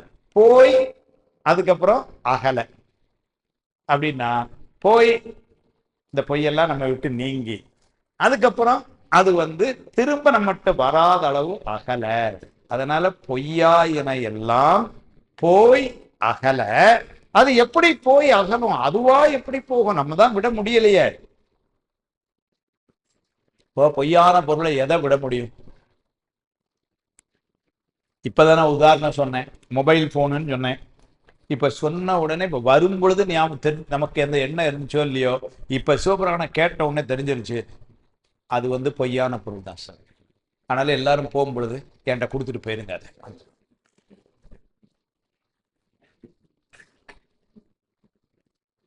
நம்ம நினைக்கிறாங்க எவ்வளவு விவரமா இருக்கிறான் கோயம்புத்தூர்ல இருந்து அப்படின்னு, இல்லைங்களா? இல்ல அப்ப என்ன விட முடியுதா என்ன? இல்ல என்னங்கம்மா, எங்களுக்கு அவர் பாருங்க, உங்களுக்கு அந்த தலைவலி வேண்டாம் சார், அதனால கொடுக்கல. அப்ப இதை நம்மளா இதை விட்டு விட முடியாது. அதனால அதை யார் செய்யறானா, அந்த பொய்யான பொருள் நம்மை விட்டு நீக்குவதற்காக அவன் அருளுகிறான்ங்கிற. அவன் எப்ப குருநாதராய் உபதேசம் செய்யறானோ அப்பந்தான் இதெல்லாம் பொய்ன்னு தெரிகிறது மட்டுமில்ல, பொய்யில இருந்து வெளியே வரக்கூடிய மனப்பக்குவமும் வருகிறது. அது குருநாதர் செய்யறான். அதுக்குதான் சாத்திரம் சொல்லுது, பொய் காட்டி பொய் அகற்றி போதானந்த பொருளான் மெய்காட்டு மெய்கண்டாயின். உண்மை விளக்குது. பொய் காட்டி முதல்ல இதெல்லாம் பொய்ன்னு காட்டின உடனே அதை விட்டுற முடியுமா என்ன? முடியாது. இவ்வளவு நாள் பழக்கத்துல இருக்க விட முடியாது. அதுக்கப்புறம் என்ன செய்யறாரு குருநாதர்? பொய் அகற்றினர். அந்த பொய்யை நமக்கு காட்டுறது மட்டும் இல்ல, கொஞ்சமா இப்பெல்லாம் அதுல ஒரு பெரிய நாட்டம் இல்லை சார் அப்படிங்கிறோம். அப்ப இந்த நாட்டில உங்களுக்கு முன்னாடி இதெல்லாம் ரொம்ப, அது ஒரு காலம் ரொம்ப விரும்பினேன். முன்னாடிலாம் காலையில எந்திரிச்சோடனே பல்லு தேய்ச்சோடனே காப்பி குடிக்கணும், அப்படிதான் இருந்தேன். இப்போ அப்படின்னாரு சார் இருந்தா குடிக்கலாம், இல்லைன்னா அதுக்கப்புறம் இன்னும் கொஞ்ச நாள் ஆகுது. காப்பி குடிச்சே 10 வருஷம் ஆச்சு, விட்டுட்டேன். காப்பியில பெருசா நாடு. ஐயோ நீங்க காப்பி ரொம்ப விரும்பி குடிப்பீங்களே, அது ஒரு காலம். இப்போ போச்சு, காஃபி இல்லாம பெருசு. இப்படி ஒன்னா ஒரு உதாரணத்துக்கு சொல்றேன். அது மாதிரி முன்னாடிலாம் சார் தீபாவளிக்கு காஞ்சிபுரம் பட்டு சேலை எடுக்காம ஒரு தீபாவளி கழிஞ்சது கிடையாது. அதுக்கப்புறம் கொஞ்சமா போச்சு, காஞ்சிபுரம் எல்லாம் வேண்டாம், ஏதோ ஒரு சாதாரண பட்டு சேலை. அதுக்கப்புறம் ஏதோ ஒரு சேலை. அதுக்கப்புறம் இப்ப தீபாவளினா எல்லாம் பேரம்பேத்திகள் கொண்டாடு சார், நமக்கு என்ன சார் புது சேலை? அலமாரத்துறை தான் துப்பு துப்புன்னு கீழே விழுது, அப்படியே அமுக்கி வச்சிருக்கு உள்ள. அதனால அதை கட்டுறதுக்கே நேரத்தை காணும் இல்லைங்களா? அப்படிதானம்மா? அதுக்கு அதனால இப்ப அந்த மனப்பாங்கு எப்படி ஆயிட்டுன்னா, அப்ப இதெல்லாம் வேண்டாங்கிறது எப்படி நடந்ததுன்னாரு. ரொம்ப விரும்பி எடுத்தீங்களே 15 வருஷத்துக்கு முன்னாடி, இப்ப எப்படி நீங்க பண்ணீங்க? ஏன்னா திடீர்னு ஒரு நாள் நாளையில இருந்து நான் எப்படியாவது வேண்டாம்னு நினைக்கிறேன் அப்படின்னா பயிற்சி பண்ணி, அப்படிலாம் ஒண்ணும் இல்லை, இப்ப எப்படி இது வந்ததுன்னாரு சுவாமி செய்யாது. அதுவும் குருநாதராய் அப்படி சொடக் போட்டு மாத்தி விட்டு போயிடறான். அதான் சொல்றாரு, அதுக்காகத்தான் வந்தாங்கிறாரு. அந்த வார்த்தை வெறுமனை வந்துன்னு மட்டும் சொல்ல, ஒரு வார்த்தை போடாம இருங்க. அருளி. முதல்ல அவன் வாரதே பெரிய அருள். யாருக்கு வருவான்? பக்குவமான ஆன்மாக்களுக்கு வருவான். ஈரில்லாத நீ எளியாகி ஒளிசை மானுடமாக நோக்கியும் ஒரு பார்வை பார்த்தான்னா போருமா, டன் எல்லாம். வருவான், எல்லாத்துக்கும் செய்யறான். அது எப்படி செய்யறான்னாரு, யாருக்குமே பெருசா தெரியாது, ரொம்ப எளிமையா. யார் ரொம்ப பக்குவம் முடியாமோ அவங்க வீட்டுக்கு வரான், அவங்களுக்கு பண்றான், போயிடும். என்ன சார் நேற்று ராத்திரி உங்ககிட்ட சிவபெருமான் வந்தாராம், சொல்லவே இல்லை நீங்க அப்படின்னாரு. தெரியாது, பக்கத்து வீட்டுக்காரனுக்கே தெரியாது. எவ்வளவு பெரிய ஆள் பாருங்க, அவ்வளவு எளிமையா வரும். இப்ப நீங்க நம்ம இதே பாருங்க, உங்க வீட்டுக்கு ஒரு மந்திரி வந்தாருன்னு வச்சுக்கோங்க, வர்றதுக்கு 4 நாளைக்கு முன்னாடி தெரியும், வந்துட்டு 7 நாள் போன புறமும் தெரியும். 67 கார் வந்திருக்கும் உள்ள அந்த சந்துக்குள்ள, இல்லைங்களா? அன்னைக்கு இன்னும் வந்து அவசரமா, முந்தின நாள் அவசரமா ரோடு போடுவோம், அன்னைக்கு மந்திரி வர போறாரு. ஆனா சுவாமி எப்பேர் பண்ண அவன் வாரான எப்படி வருவான்னாரு, எளியாயிட்டான். யாருக்குமே தெரியாம, ஈரில்லாத நீ எளியாகி வந்து யாருக்கு வரணும் அவங்களுக்கு மட்டும் ஒளிசை மானுடமாக நோக்கியுள்ளார். அவர்களுக்கு வந்து அந்த சுபிட்சத்தை அருள் கடாட்சம் கொடுத்துட்டு போயிடறான். அப்படி அவன் என்ன கொடுத்துட்டு போறான், நிறைய வந்து பொண்ணும் பொருளும் கொடுத்துட்டு போனான் சார். குபேரன் இருந்து கொஞ்சம் வாங்கி கொண்டு வந்து வீட்டுல கொடுத்து, அதெல்லாம் கொடுக்கல. நம்ம ஏற்கனவே வாங்கி வச்சதே நமக்கு வேண்டான்னு நமக்கு என்னதை ஏற்படுத்திட்டு, அவ்வளவுதான் சரி. அவன் எதை ஏற்படுத்திட்டு போறான், இந்த உலகத்துல இருந்து சேர்த்ததெல்லாம் ஒண்ணு மேல எல்லாம் வேணான்னு அதுதான் சொல்றாரு, போய் அகல வந்து அருளி கூசும் மலர்பாதம் தந்தருள வந்தருளும் தேசம், அப்படிதான் சொன்னார். திருவம்பாவையில் சொல்லும்போது எப்படி சொன்னார் பாருங்க, கூசும் மலர்பாதம் தந்து அருள வந்து அருளும் தேசம் சிவலோகன் தில்லை சிற்றம்பலவன் ஈசனார்க்கு அன்பாரியாம் ஆரேலூர் எம்பாவாய் அப்படின்னு பாடினார். அப்ப சுவாமி வந்து அது அருள், அவனுடைய திருவுளில் தந்து அதுவும் அருள், அவன் என்ன செஞ்சாலுமே அருள், அதுதான் இங்க சொல்றாரு. அதனால நம்ம வந்து இன்னைக்கு உண்மை நினைத்து கொண்டிருக்கிற பொருள்களை எல்லாம் பொய் என்று நாம் உணருமாறு செய்து, அந்த பொருள்களை நம்மிடம் இருந்து நமக்கு அந்த பொருள் மேல் இருக்கிற பற்று விலகுமாறு செய்து, இதை அருள் செய்வதற்காக குருநாதராய் நமக்கு வந்தருளுகிறான். அதான் பொய்யாய் எனவெல்லாம் போய் அகல வந்து அருளி. யார் சார் வந்து, என்ன அடுத்தால் என்ன சார் சொன்னார், மெய்ஞானமாகினர். ஞானம் அப்படின்னு சொன்னா என்ன பொருள் அப்படின்னா, பொருளின் தன்மையை உள்ளவாறு உணர்தல். ஞானம்னா பொதுவா அறிவுன்னு நினைப்போம், அறிவுதான். அதை சொல்லும் பொழுது ஞானம்ங்கிற சொல்ல பெரியவங்க சித்தாந்த ஆசிரியர்கள் எப்படி எழுதினாங்கன்னா, மெய்ப்பொருளின் தன்மையை உள்ளவாறு உணர்தல், அதான் ஞானம். அப்ப அதை வந்து இங்க சுவாமி எப்படின்னாரு, மெஞ்ஞானம் அது. ஏன்னா நமக்கு ஒரு ஞானம் இருக்கு, அந்த ஞானத்துக்கு அஞ்ஞானம்னு பேரு, ஆணவமலத்துக்கு. அது நமக்கு இருக்கிற ஞானம் எல்லாம் அஞ்ஞானம், ஏன்னா அந்த ஆணவமலத்துக்கு பேரே அஞ்ஞானம். அதனால இவன் என்ன பண்றான், மெஞ்ஞானமாகிய சுவாமி வாரான், மெஞ்ஞானமாகி மிளிர்கின்ற மெய்ச்சுடர்னர். மிளிர்கின்ற அப்படின்னா ஒளிவிட்டு பிரகாசிக்கின்றவன் சுவாமி. சுவாமி எவ்வளவு தேஜஸ்ல இருப்பான் பார்த்தவங்க சொல்றாங்க. முருகப்பெருமான நேரடியாக பார்த்தாரு குமரகுரு சுவாமிகள். பார்த்த உடனே வந்து கண்டிப்பா டிவிக்காரன் பேப்பர்காரன்லாம் போய் கேட்பாங்களா, சார் சாமி எப்படி இருந்தா நீங்க சொல்லு, ஏன்னா மறுநாள் பேப்பர்ல போடணும்ல, நம்மளாம் பார்த்தது இல்லை. அப்ப பார்த்தவன் சொல்லி நம்ம கேட்க முடியும். அவர் சொல்றாரு, அவன் ரொம்ப பிரகாசமா இருந்தான். ஒரு எவ்வளவு பிரகாசம் இருக்கும்னா நம்ம புரியுற மாதிரி சொல்லனா, நமக்கு ரொம்ப தெரிஞ்ச பிரகாசமான பொருள் சூரியன் தான். ஆனால் இவர் என்ன நினைக்கிறாரு, ஒரு 100 சூரியன் அவருக்கு மனசு அடங்கலை. அவன் 100 சூரியன், அவன் எவ்வளவு பிரகாசம். அதனால 1000 சூரியன் காணாது, கோடி சூரியன் காணாது, அவ்வளோத்தையும் சேர்த்துட்டாரு, 100,000 கோடி சூரியன்ட்டு. சோதி இளம் பருதி 100,000 கோடி வளம் தரும் தெய்வீக வடிவாயினர். 100,000 கோடி சூரியன் காலையில உதிச்சு ஒண்ணு போல வந்தா எப்படி இருக்குமா, முருகப்பெருமானுடைய முகம் அப்படி இருந்துதான் தேஜஸ் ஒளி. யோசிச்சு பாருங்க, அதுதான் மிளிர்கின்ற. அதனால அந்த மிளிர்தல் எப்படி இருக்குன்னாரு, ஒரு 100,000 கோடி சூரியன் உன் காலையில வந்ததுன்னா எப்படி இருக்கும் ஒளி பொருள், அந்த மாதிரி இருந்தான் நான் முருகப்பெருமான் சொல்ற. 100,000 கோடி சூரியன் போல இருந்தான். அதுதான் மிளிர்கின்ற மெய்ச்சுடர்னர். வெறுமன சுடர்னு சொல்லியிருக்கலாம் போதும், மெய்ச்சுடர்னர். ஏன்னாரு, இந்த உலகத்திலேயும் இந்த லைட் எல்லாம் இருக்கு, இதெல்லாம் பொய் சுடர்னு பேரு. டிப்புன்னு கரண்ட் போச்சுன்னா எல்லாம் சொல்லி முடிஞ்சது. அவ்வளவு பெரிய சூரியனே பாருங்களேன், சாயங்காலம் 6 மணிக்கு மேல என்னாச்சுன்னாரு, அஸ்தமாயிட்டு இருந்தான் போச்சு, இல்லைங்களா? ஆனால இதெல்லாம் வந்து என்ன ஒளி தரும் போல தரும், அதுக்கப்புறம் ஒளி தராத நிலையும் இதுக்கு உண்டு. அதனால இதெல்லாம் பொய்ச்சூடர். அதனால இந்த வித்தியாசம் இருக்காக அது என்றைக்கும் ஒளி தரும் பொருள், அதனால மெய்ச்சூடர். இன்னொன்னு மெய்ச்சூடருக்கு தண்டமணி எழுதுறார், அந்த மெய்ச்சுடர் எப்படிப்பட்ட சுடரா? இன்னைக்கு சூரியனை விட அது எவ்வளவு உயர்ந்தது சொல்ற. இப்ப நாம ஒரு பொருளை பார்க்கிறோம் அப்படின்னு சொன்னாலே சித்தாந்தம் சொல்லுது, முதல்ல எனக்கு கண்ணுல பார்க்கும் தன்மை இருக்கணும். கண்ணு குருடா இருந்தா பார்க்க முடியாது. சரி, முதல்ல கண்ணு தெரியணும், கண்ணுல ஒளி இருக்கணும். இருக்கு. கண்ணுல ஒளி இருந்தா மட்டும் பார்த்துட முடியுமான்னா இல்ல. அந்த பொருள் மேல சூரிய வெளிச்சம் இருக்கணும், அப்பதான் பார்க்க முடியும். இல்லைன்னு வச்சுக்கோங்க, நம்ம என்ன பண்றோம், ஒரு இருட்டு ரூம்ல போய் அந்த புத்தகத்தை எடுத்துட்டு வாங்க, உங்களுக்கு தான் நல்லா கண்ணு தெரியுமான்னா நம்ம என்ன சொல்லுவோம், சார் அங்க உள்ள லைட்டே இல்ல, புஸ்தகம் எங்க இருக்குல்ல, அலமாரே எங்க இருக்குன்னு தெரிய மாட்டாங்க, அப்புறம் எங்க உள்ள போய் எடுக்க சொல்லிடுறோம். அதான் உனக்கு தான் கண்ணு தெரியுங்களா, எடுறா அப்படின்னா இங்க உள்ள லைட் இருக்கணும்ல சார், லைட் இருந்தா தானே புஸ்தகம் எங்க இருக்குன்னு பார்த்து எடுக்க முடியும். அப்ப அந்த பொருளை காட்டுவதற்கு சூரியன் என்ன பண்ணுது, அந்த காலத்துல சூரியன் தாங்க, அப்ப பகல் பொழுதுன்னு வச்சுக்கோங்க, சூரிய வெளிச்சம் வேணும். இப்ப சூரியன் என்ன பண்ணுது, தன்னை காட்டி புறப்பொருளையும் காட்டுகிறது. சூரியன் தான் இந்த வெளிச்சம் தெரியுதுன்னு நமக்கு தெரியுது, அதனால பிரகாசம் இருக்கு. சில நேரங்கள்ல இப்ப அந்த காலத்துல எல்லாம் ஒரு வீடு வாடகைக்கு போனோம்னு வச்சுக்கீங்களேன், முதல்ல வீடை கவர்த்த நல்ல வெளிச்சமா இருக்கு சார், காத்தோட்டமா இருக்கு, அதுக்கே இந்த வீடை எடுத்துக்கலாம்னு பாக்குறேன் அப்படிங்கிறோம். ஒரு வீடுன்னு இருந்தா அடைஞ்சு டென்ஷன்மா இருக்கு சார், இருட்டா இருக்கு வீட்டு உள்ள, அது வேண்டாம் அப்படிங்கிறோம். ஒரு வாடகைக்கு வீடு பார்த்தாலும் எனக்கு மாசம் 1000 ரூபாய் வாடகை கொடுக்க போற வீடை நம்ம எப்படி பார்க்கணும், நல்ல பிரகாசமா உள்ள வெளிச்சம் இருக்கணும். அப்ப அது மாதிரி சூரிய ஒளி தன்னையும் காட்டுகிறது, இந்த பொருளையும் காட்டுகிறது. சுவாமி எப்படியா எல்லாத்தையும் காட்டுறான், தன்னை காட்டுறது இல்லை. அது மெய்ச்சுடர். அந்த மெய்யை நம்மால உணரத்தான் முடியும், மொழியை பார்க்க முடியாது. சூரியனையும் பார்க்கிறோம், சூரியன் தரும் பொருளையும் பார்க்கிறோம், சிவபெருமான் காட்டுற பொருளை பார்க்கிறோம், ஆனா சிவபெருமானை பார்க்க முடியல இன்னும்.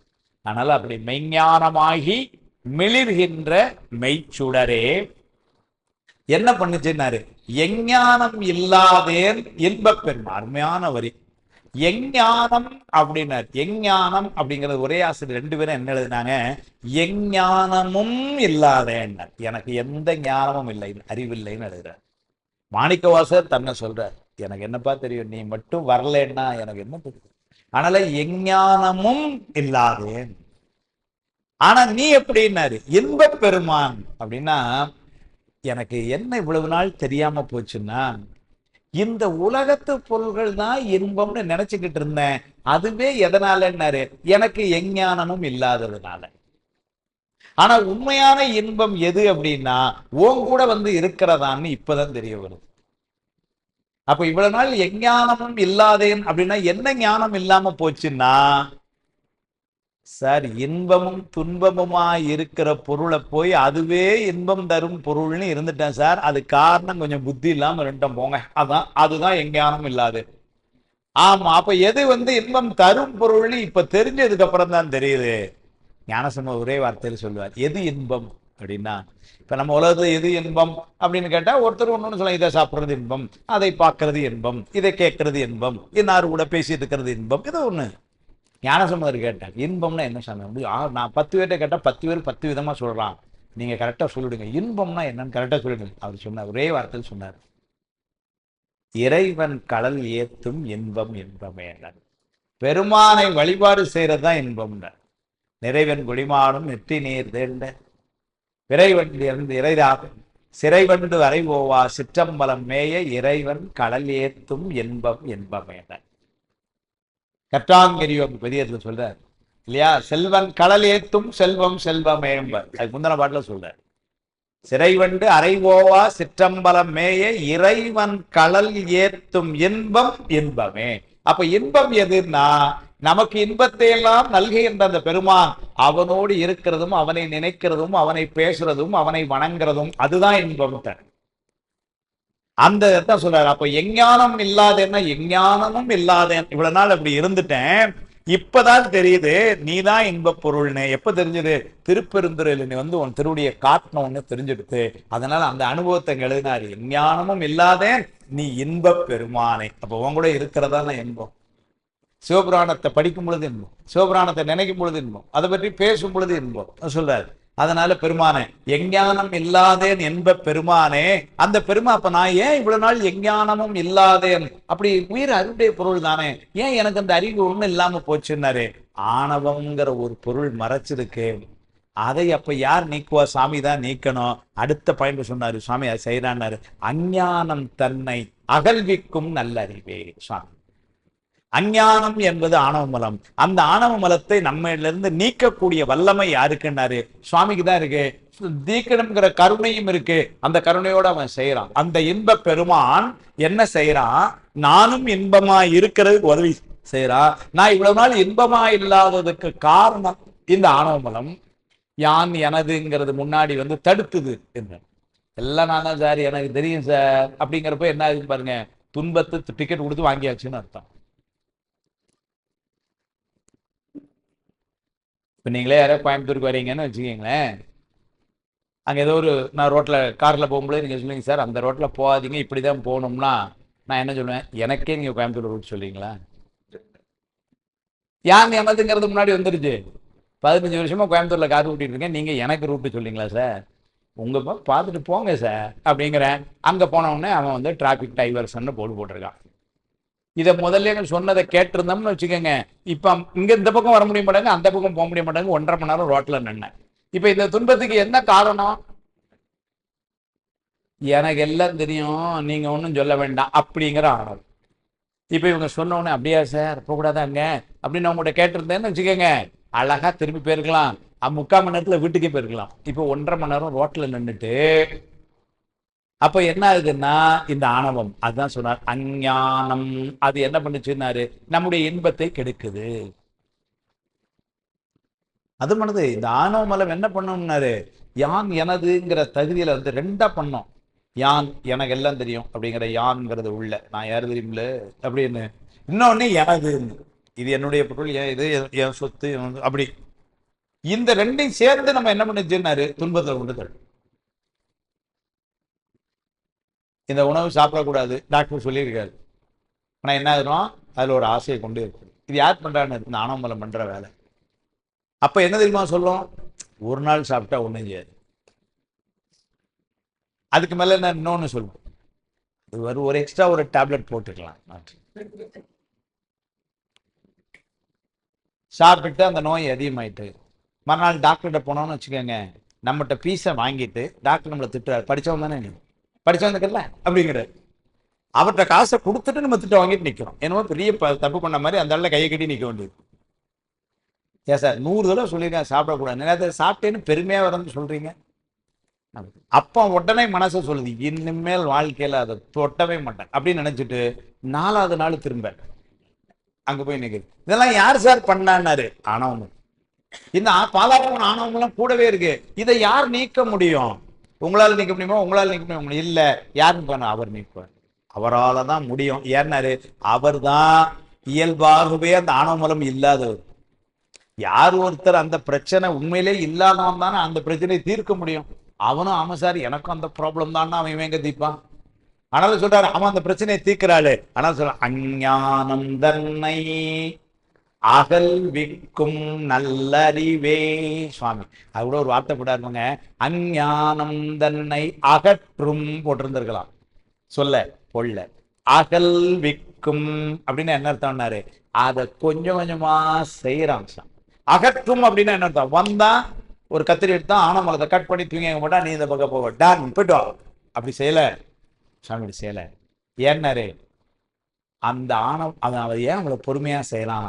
ஆசிரியர்கள் எழுதுறாங்க, அது கொஞ்சம் கொஞ்சமா நம்ம அது கூட இருந்தா தான் அதனுடைய துன்பமெல்லாம் நமக்கு தெரிய வரும். நாளையும் பின்னையும் அது நமக்கு கூட வந்துடப்படாதுங்கிற எண்ணம் தெளிவா இருக்கும். இன்னொன்னு அது அப்படி அந்த துன்பத்தை அனுபவிச்சுட்டு சுவாமிகிட்ட வரும்பொழுதுதான் எவ்வளவு மேலான இன்பத்தை சுவாமி கொடுக்குறான்னு சுவாமி மேல அந்த பற்று அதிகமாகி அவங்க கூடயே இருக்கும். இப்ப அதுல ஒண்ணும் இல்லை. இப்ப நீங்க சும்மா உதாரணத்துக்கு நான் சொல்றேன், ஒரு 15 நாளா ஏதோ ஒரு உடம்பு சரியில்லை, கடுமையான வயிற்று வலி, பயங்கரமான வயிற்று வலி.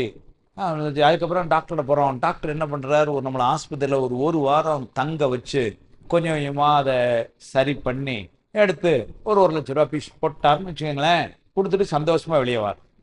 இப்ப அதே டாக்டர் என்ன பண்றாரு? ஒரு மாத்திரையை கொடுத்தார், வயிற்று வலி சரியா போயிடுச்சு, ரைட் வீட்டுக்கு போகலாம், 1 லட்ச ரூபா பீஸ்ன்னு சொன்னார்னு வச்சுக்கோங்க, என்ன பண்ணுவோம்? நம்ம கொள்ளடிக்கிறான் சார், அப்படியே பிடிக்கிட்டாங்க சார் 1 லட்ச ரூபாய சொல்லுவோம்ல. அதனால டாக்டர் என்ன பண்றாரு பாருங்க, இரு ஆஸ்பத்திரி அந்த ரூமுக்குள்ள போடுங்க, நம்மளே கெஞ்சிரும், நாளை கழிச்சு வீட்டுக்கு போகலாம், இருங்க சொல்றேன் ஏன்னா அவரும் பார்ப்பாரு 75,000 வந்துருக்கு, 1,00,000 ஆன அப்புறம் தான் விட்டு போக முடியும் இருங்க, ஏன்னா எனக்கு இஎம்ஐ கட்டணும், அதனால இது அப்படின்னு நம்மளை கொஞ்சம் வச்சு இது பண்ண அப்புறம் நம்ம என்ன பண்றோம் அப்பா. ஆனா அதுக்கப்புறம் வெளியே வந்து நம்ம என்ன தெரியுமா சொல்லுவோம், நல்லா பார்த்தாரு சார். இது சும்மா வேடிக்கை. டாக்டர் இப்படி இல்லை, அந்த டாக்டர் அப்படி இல்லை. இந்த டாக்டர் என்ன பண்ற, அந்த நோயை நம்ம விட்டு நீக்கும் பொழுது அந்த நோய் நீங்கிறதே நமக்கு தெரியாம செய்யறாரு. அப்படின்னா என்ன அர்த்தம், நமக்கு அந்த நோய் நீக்கம் ஏற்படும் பொழுது ஒரு வலி இல்லை, ஒரு சிரமம் இல்லை, எப்படி ஆனவரம் நீங்கிச்சுன்னே தெரியல சார், அப்படி செய்யறான். அதனால அதை கொஞ்சம் கொஞ்சமா செய்யறான், மெல்ல செய்யறான். அதனாலதான் அதை ஒரு பெரிய ஒரு திட்டமிட்டு அதை ஒரு அமைப்பா செய்யறான். அதனாலதான் அகல்விக்கும் கொஞ்சம் கொஞ்சமா நல்லறிவே சுவாமி, அஞ்ஞானம் தன்னை அகல்விக்கும் நல்லறிவே ஆக்கம் அளவு இறுதி இல்லாய் அப்படின்னார். ஆக்கம் படைத்தல், அளவு அப்படின்னா இந்த இடத்துல காத்தல், இறுதினா அழித்தல், இதெல்லாம் அவனுக்கு கிடையாதுன்னார். நமக்கும் உயிருக்கு கிடையாது, ஆனா இந்த பிறவிக்கு நமக்கு உண்டு.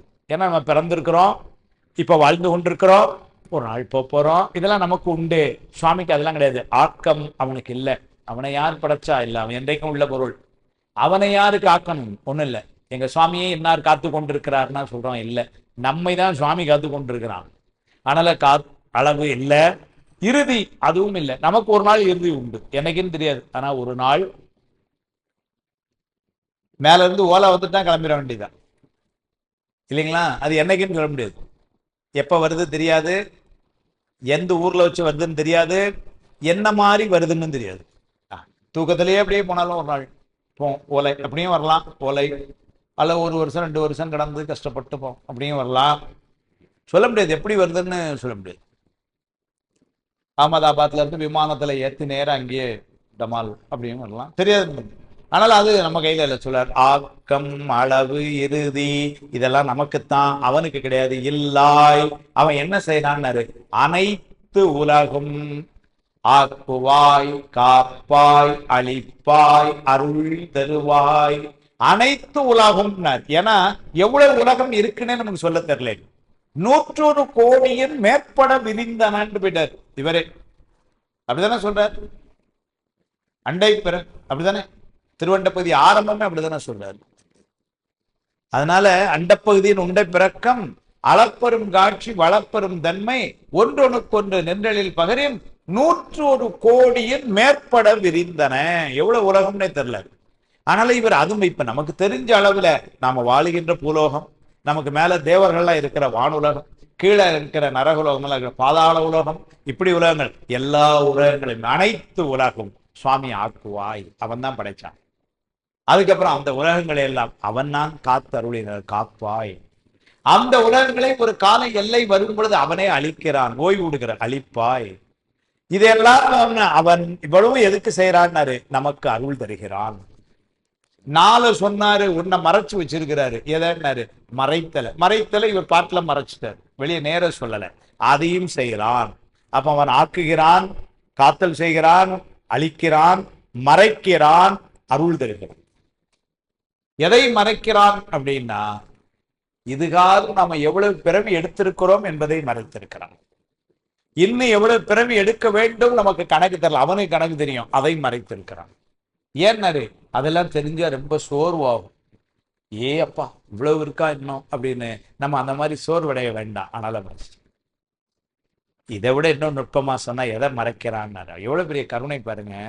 இந்த உலகத்துல நம்ம எல்லாம் என்ன நம்ம அனுபவிக்கனாலும் அவன் கொடுத்தா நம்ம அனுபவிக்கிறோம். 10 ரூபா கொடுத்து ஒரு பழம் வாங்கி சாப்பிட்டோம்னாலும் அவன் கொடுத்தது, நம்மளா போய் இந்த பழம் கையில கிடைக்காது. அப்போ எல்லாமே அவன் கொடுத்து அனுபவிக்கிறான். ஆனா அப்படி கொடுக்கும்பொழுது அவன் என்ன பண்றான், கருணையினால நாம உலகத்தை அனுபவிக்கிறதுக்காக தன்னை மறைத்து கொண்டு உலகத்தை காட்டுகிறான். அவன் மறைக்கும் பொழுது என்ன பண்ணிக்கிறான், தன்னை மறைத்து கொள்றான். இந்த உலகம் அது நல்லா இருக்கு, இது நல்லா இருக்கு, நானே வாங்கிட்டேன், நானே சம்பாதிச்சேன், ஏன் காசு சார், நான் அதை செஞ்சேன் சார், எங்க போனோம் சார் அப்படின்னு எல்லாமே நானே செஞ்சேன் அப்படின்னு நினைக்கிறோம். ஆடுறா போ அப்படின்னு விட்டான், அவன் மறைச்சுக்கிறான். நாளை பக்குவத்தால் உயர்ந்த பின்னர் அப்படியே மாத்துறான். என்ன பண்ணா பாருங்க, உலகத்தை மறைத்து தன்னை காட்டுறான். ஒரு நாளைக்கு ஒரு பக்குவத்தால உயர்வு வரும் பொழுது என்ன ஆகுதுன்னா, இந்த உலக இன்பங்களை அதெல்லாம் வேணாம் சார், இல்ல நீங்க அங்கெல்லாம் போனோம், நீங்க எல்லாம் பார்த்தாச்சு சார், இல்ல இதெல்லாம் அதெல்லாம் ஒண்ணு வேணாம் சார், அவன் கூப்பிட்டான்னா போக வேண்டியதான் சார், போடும் சார் எல்லாம் அப்படின்னு. என்ன ஆகுதுன்னா, ஒரு காலத்துல அதை பார்க்க வேண்டும், இதை அனுபவிக்க வேண்டும், அதை வாங்க வேண்டும், இதை செய்ய வேண்டும் அப்படின்னு இருந்த நம்ம, அப்ப சுவாமி நினைப்பு இல்லை, எல்லாம் உலக நினைப்பா இருந்தது. நம்மளையே என்ன பண்ணா கொஞ்சம் கொஞ்சமா மாத்தி இந்த அஞ்ஞானம் தன்னை அகல்விக்க அகல்விக்க என்ன ஆகுதுன்னா, நம்ம நினைப்புகளை எப்படி மாறிடுச்சுன்னா, இப்போ அதை சாப்பிடணும், அதை அனுபவிக்கணும், அந்த காரில் போகணும், இந்த ஊருக்கு போகணும், அன்னாரை பார்க்கணும், அதெல்லாம் இப்போ மாறிடுது. இப்ப எல்லாம் ஒன்னே ஒண்ணுதான், நான் கூப்பிட்டா போகலையா சார், போதும் சார் எல்லாம் பார்த்தாச்சு அப்படின்னு அப்படி மாத்துறான். அப்படி மாத்தும் பொழுது என்ன பண்றான்னா, உலகத்தை மறைத்து தன்னை காட்டு, அதான் செய்யற மறைத்தல். பக்குவம் வரும் வரைக்கும் தன்னை மறைத்து உலகத்தை காட்டுகிறான், பக்குவம் வந்த பின்னர் உலகத்தை மறைத்து தன்னை காட்டுகிறான், அதுதான் மறைத்தல். அது சொல்லி அருள் பெருவாய் இதெல்லாம் எங்க சொன்னார் தெரியுமா? திருவம்பாவையில கடைசியில கொண்டு வச்சார் வரிசையா. போற்றி அருளுக நின்னாவியாம் பாத மலர், போற்றி அருளுக நின் அந்தமாம் செந்தளிர்கள், போற்றி எல்லா உயிர்க்கும் தோற்றமாம் பொற்பாதம், போற்றி எல்லா உயிர்க்கும் போகமாம் பூங்கடல்கள், போற்றி எல்லா உயிர்க்கும் ஈராவினையடிகள், போற்றி மால் நான் முகனும் காணாத புண்டரீகம், போற்றியாமுய்யாட் கொண்டருளும் பொன் மலர்கள், போற்றியாமார்களி நீர் ஆடேலோரெம்பாவாய்.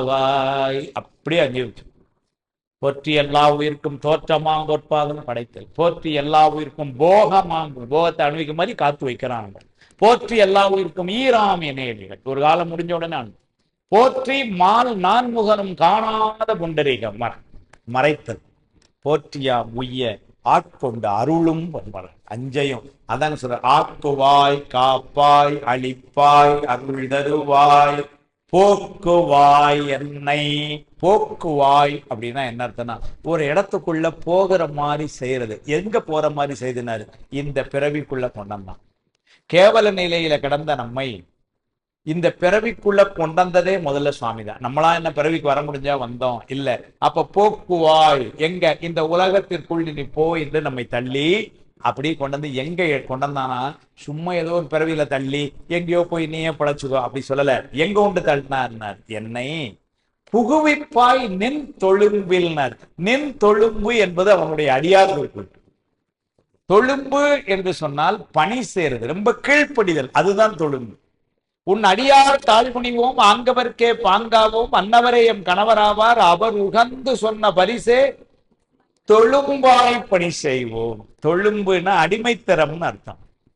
தொழும்புனா அது அடியார்களுக்குள்ள இலக்கணம். தொழும்புங்கிற இலக்கணம் உலகத்துல ஒரு சாராருக்கு உண்டு. அது யாருன்னாரு? ராணுவத்துல இருக்கவங்களுக்கு தொழும்புங்கிற அர்த்தம். அது ஆங்கிலத்துல அது இம்ப்ளிசிட் ஒபீடியன்ஸ் எழுதுவாங்க. ராணுவத்துல அப்படி இருக்கணும். ஸ்குவாட் அட்டென்ஷன் அப்படின்னு ஒண்ணு அட்டென்ஷனா சொன்னீங்க, இந்த வாரேன் அப்படின்னு திரும்பினாம்னு வச்சுக்கோங்க, ஒழுங்கான அர்த்தம் இல்லையா? அங்க எப்படி இருக்கணும்? டென்ஷன் அப்படியே 360 பேர் 360 பேர் வேணும்.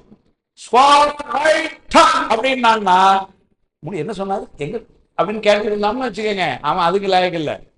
ரைட்டா திரும்பணும் இல்லைங்களா? அதுதான் அந்த இம்ப்ளிசிட் ஒபீடியன்ஸ், தொழும்பு. ஷூட் அப்படின்னா துப்பாக்கத்துக்கு எவன் தெரிய சுடணும், சுடுறதுக்கு நிக்கணும்ல. கார்கில்ல முன்னாடி போயிடணும். சார் நான் சுடன்னு தான் நினைச்சேன், அந்த பக்கம் பாகிஸ்தான் ஒண்ணு அவன் பாவமா இருந்துச்சு சார், இப்பதான் கல்யாணம் 2 பிள்ளைகள் இருக்குங்க அப்படின்னு. அவன் ரொம்ப பாவமா இருந்தான், அவன் அதுக்குள்ள நம்மளை சுட்டு போட்டுருவான். நீ அங்கே போய் அவங்க கூட குசலம் பேசிட்டு இருந்தாருன்னு வச்சுக்கோங்க, அவன் என்ன பண்ணுவான்? இவனை சுட்டுருவான். அப்ப அங்க தொழும்பு அப்படின்னா உடனே அது மாதிரி அடியார்கள் இருக்கணும். யாரையும் ஒரு அடியாருக்கு பணி செய்யறதுன்னா அப்படி பணி செய்யணும். யாரையோ ஒரு வெளியூர்ல இருந்து ஒரு அடியார் குலச்சிருநாயனார் சொல்வார், தமியர் கணங்களாய் வரினும் தமியராய் வரினும். மதுரைக்குள்ள யாராவது அடியார்கள் ஒரு கூட்டமா திருப்பூர்ல இருந்து நாங்க கொங்கு மண்டலம் ஆடல்வனார் அறக்கட்டளை அதுல இருந்து வந்திருக்கோம் ஒரு 3 பஸ் அப்படின்னா உடனே என்ன பண்ணாரு, அங்க அந்த இடத்துல மதுரை பஸ் ஸ்டாண்ட்லயே நம்ம வரவேற்று அவ்வளவு பேர் காலிலையும் விழுந்து, யாரு மந்திரி வந்து காலில் விழுந்து நம்மளை கூட்டு போய் தங்க வச்சு உணவு ஏற்பாடு பண்ணி பூசைக்கு வழி ஏற்பாடு பண்ணி மதுரை மீனாட்சி அம்மன் கோயிலில் ஃப்ரீயா உள்ள கூட்டு போய் எல்லாம் பண்ணுவார் மந்திரி. அப்படியா? சரி, ஒரே ஒரு ஆள் பேருங்க உங்கள் பொங்கு மண்டல ஆர்வலர்களை கிருஷ்ணகுமார் சார் அனுப்பிச்சாங்க, உங்களை வந்து பார்க்க சொன்னாங்க அப்படின்னு சொல்லி ஒருத்தர் அவருக்கும் காலில் விழுந்து கும்பிட்டு வாங்கன்னு கொண்டு வராங்க. அப்போ பாருங்க, கூட்டமா அடியார் வந்தால் என்ன மரியாதையோ, ஒரு அடியார் இருந்தாலும் அதான் சொல்றாரு, கணங்களாய் வரினும் தமியராய் வரினுங்கிறது. பன்னலம் உணரும் பாண்டிமாதேவி குலச்சிறை எனும் இவருங்கிறார். ரெண்டு பேரும் அதே மாதிரி பணி செஞ்சிருக்கிறாங்க. அந்த அம்மாவும் பணி செய்யுது. அது வந்து மகாராணிங்க. அதுக்கு பணி செய்யறதுக்கு எத்தனை பேர் இருந்திருப்போம் அரண்மனையில. ஞானசம்பந்தர் அந்த அம்மாவை சொல்லும் பொழுது என்ன சொல்றாரு பாருங்க, பக்தியார்கின்ற பாண்டிமாதேவி பணி செய்துங்கிறார். மங்கேற்கரசி வளவர்கோன் பாவை வரிவளை கைமடமானி பங்கைய செல்வி பாண்டிமாதேவி பணி செய்து. எப்பெல்லாம்? நாள்தோறும். அதுதான் வருஷத்துல ஒரு நாள் பணி செய்வாங்க, போட்டோ எல்லாம் எடுத்துக்கிடுவாங்க அப்படின்ட்டு போவாங்க. அந்த அம்மா மலை மிஸ்ல போடுவாங்க. அப்படி இல்லையா, நாள்தோறும் பணி செய்து பரவி. அதுதான் அடியார் இலக்கணம். அப்படி பணி செஞ்சு அந்த அம்மா யாருக்கு சார் போய் பணி செய்வாங்க? சரி, மன்னருக்கு பணி செஞ்சாங்கன்னு வச்சுக்கிடுவோம் விட்டு. வேற யாருக்கு அந்த அம்மா பணி செஞ்சிருப்பாங்க? அடியார்களுக்கு. பாண்டிமா தேவி தான். ஆனா யாருக்கு பணி செய்வாங்க அவங்க அப்படின்னா, அடியார்களுக்கு பணி செய்ய விரும்பி இருந்திருக்காங்க. ஏன்னாரு, அடியாருக்குள்ள இலக்கணமே என்னன்னாரு, அடியாருக்கு அடியாராக எடுத்தல் தான். அவர் கர்மமே உன் கர்மமா செய்து சித்தியார். என்னையா நாளைக்கு என்ன திட்டம் உங்களுக்கு அப்படின்னு கேட்டா, அங்க போனோம் இங்க போனோம் அப்படின்னு சொல்லப்படாதான். எனக்கு ஒண்ணும் இல்லை, நீங்க நாளைக்கு என்ன சொல்றீங்களோ அதுதான் அப்படின்னு என்ன அர்த்தம். உங்களுக்கு பணி செய்யறதா நாளைக்கு வேலை. அதனால நாளைக்கு ஏன் வேலை என்னங்கிறது நீங்க தான் சொல்லணும். அப்படி இருக்கணுமா? நாளைக்கா, நாளைக்கு காலையில முடியாது, நாளை கழிச்சு போலாமான்னு வந்தவன் ஊருக்கு போயிடுவான் இல்லைங்களா? அது சொல்றாரு, அவர் கருமமே உன் கருமமா பணி செய்து சித்தியார்ல. அதுதான் வந்து அடியாருடைய இலக்கணம். அப்படி வந்து பணி செய்யறது அதையெல்லாம் வந்து சொல்றாரு. அதனால அந்த தொழும்பு அப்படின்னா அப்படி ஒரு அடிமைத்தல். உன் அடியார் தாழ் பணிவோம் அங்கவர்க்கே பாங்காவோம் அன்னவரே என் கணவராவார் அவர் உகந்து சொன்ன பரிசே தொழும்பாய் பணி செய்வோம். அதுதான் இங்கேயும் வந்து சொல்றாரு. அதனால போக்குவாய் என்னை புகுவிப்பாய், அதாவது நீ இந்த உலகத்துக்குள்ள என்ன கொண்டுட்ட சுவாமி, போக்குவாய் உள்ள கொண்ட ஒரே ஒரு விண்ணப்பம் என்னன்னாரு, உன்னுடைய அடியார் திருக்கூட்டத்துக்குள்ள நான் புகுந்திருக்க மாதிரி பண்ணிரு. இந்த உலகத்துல நீ கொண்டு விட்ட ரொம்ப நல்லது, ஆனா இங்க எங்கேயோ நீ என்ன விட்டுறாத, நீ எங்க விடணும்னாரு, என்ன உன்னுடைய அடியார், உன் அடியார் நடுவுள் இருக்கும் அருளை புரியாய். அவ்வளவுதான். அதான் கேட்கிறாரு. கந்தர்கலி என்பால் இப்ப 2 நாள் நாங்க கந்தர்கலி படிச்சோம். முந்தா நாள் தான் கோயம்புத்தூர்ல. அங்கேயும் கடைசியில சொல்லும் பொழுது எங்க இருக்கணும்னு முருகப்பெருமான்கிட்ட கேட்கிறாரு பாருங்க, தம்மை விடுத்த ஆயும் பழைய அடியாருடன் கூட்டின்னு தான் இருக்கார் குமரவசன். முருகப்பெருமான்ட்ட அவர் என்ன கேட்டிருக்கலாம், பெருமானே உன்னை கூட்டு பேரு இந்த மயில் இன்னொரு மயில எண்ணெய் வச்சு கூட்டு பேரு மேலேன்னு கேட்டிருந்திருக்கலாம். அங்க போய் கைலாயத்துல ஒரு ஓரமா ஒரு இடம் கொடுத்து நான் பாட்டு பேசாம உட்காந்துக்கிட்டு உன்னையும் உங்க அப்பாவையும் பார்த்துக்கிட்டு அப்படின்னு சொல்லியிருக்கலாம். என்ன கேட்கிறாரு பாருங்க, அதெல்லாம் கேட்கல. கைலாயத்துல இடம் கேட்கல, முக்தின்பம் கேட்கல.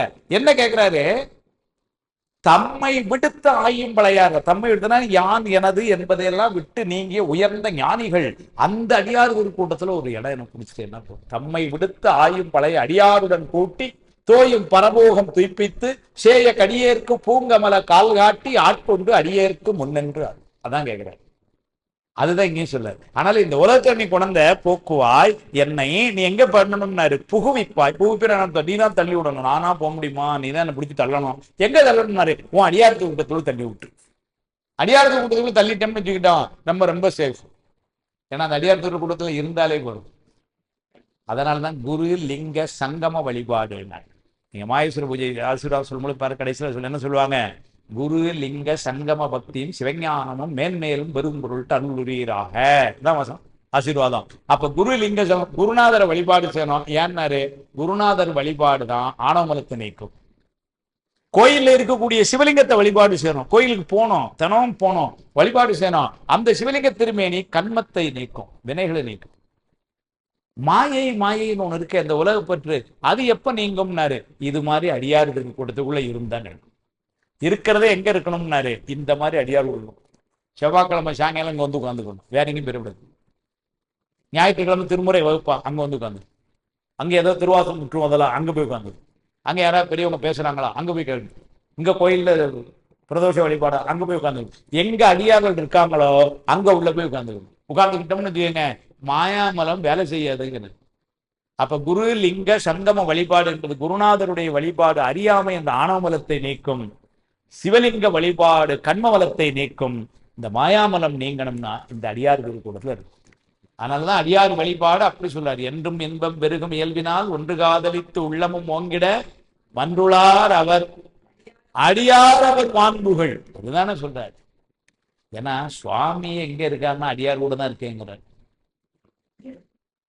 திரள்மிண்ட நாயனார் பாணத்துல சொல்றார், ஞாலம் உய்ய நாம் உய்ய நம்பி சைவ நன்னெறியின் சீலம் உய்ய திருத்தொண்ட தொகை முன்பாட செழுமறைகள் ஓலமிடவும் உணர்வறியார் அடியார் உடனாம் உளதென்றால். சுவாமி சொல்றான் அடியார் கூட்டத்துல இருக்கேங்கிறான். இங்க கூட ஏதோ ஒரு சேர்ல உட்கார்ந்துருப்பான், எந்த சேர்னு தெரியல.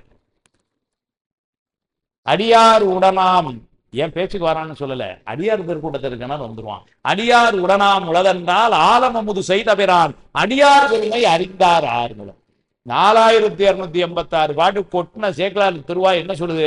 அடியார் பெருமை என்னால என்னப்பா சொல்ல முடியும் அப்படிங்கிறது. அடியார் பெருமை அறிந்தார் ஆறுங்கள். அந்த அடியார் திருக்கூட்டத்துல என்ன உள்ள கொண்டு வச்சது அதான் கேட்கிறாருங்க. போக்குவாய் என்னை புகுவிப்பாய் நின் தொழும்பில் நாற்றத்தின் நேரியாய் சேயாய் நனியானே. அருமையா சொல்றாரு. நாற்றத்தின் நேரியாயினர். நாற்றம்னா மனம்னு அர்த்தம், வாசம். அது காலத்துல ரொம்ப நுட்பமான இடம். நாற்றத்தின் நேரியாயினர். நேரியன் அப்படின்னா ரொம்ப நுட்பமானவன் அர்த்தம். நேரியன் அப்படின்னா ரொம்ப நுண்ணியன், ரொம்ப நுட்பம். சுவாமி என்ன எவ்வளவு பெரிய பருப்பொருளா நம்ம பார்க்க மாதிரி சொல்ல முடியுமா? சிவராமன் அந்த இருக்காருன்னு சொல்லலாம், சம்பத்தையானா அந்த இருக்காருன்னு சொல்லலாம், சிவபெருமான் அந்த இருக்காருன்னா காட்ட முடியும். ரொம்ப நுட்பம். நூலே நுழைவெறியான் நுண்ணியனாய் வந்த அடியேன் பாலே புகுந்து பரிந்துருக்கும் பாவகத்தால் சேலே கண்ணீர் மல்க தெல்லேனம் கொட்டாம் என்பவர். மாலே பிரம்மனே மற்றொழிந்த தேவர்களே நூலே நுழைவெறியான்கிறார். நூல்களாலேயே பெருமான என்ன தன்மைன்னு சொல்ல முடியாதுங்கிறார். நூலே நுழைவு அறியான் நுண்ணியனாய் வந்து அடியேன் பாலையே புகுந்து பரிந்து உருக்கும் பாவகத்தால் அப்படிங்கிற. ஆனால் ரொம்ப நுண்ணியன் சுவாமி, அதுதான் நேரியன். நாற்றத்தின்னாரு. நாற்றம்னா மனம்னு அர்த்தம். அதுக்கு தண்டபாணி தேசிகர், அருணை வடிவேல் மொழியா போன்றவங்க தான் ரொம்ப அருமையா அவர் எழுதுகிறாங்க.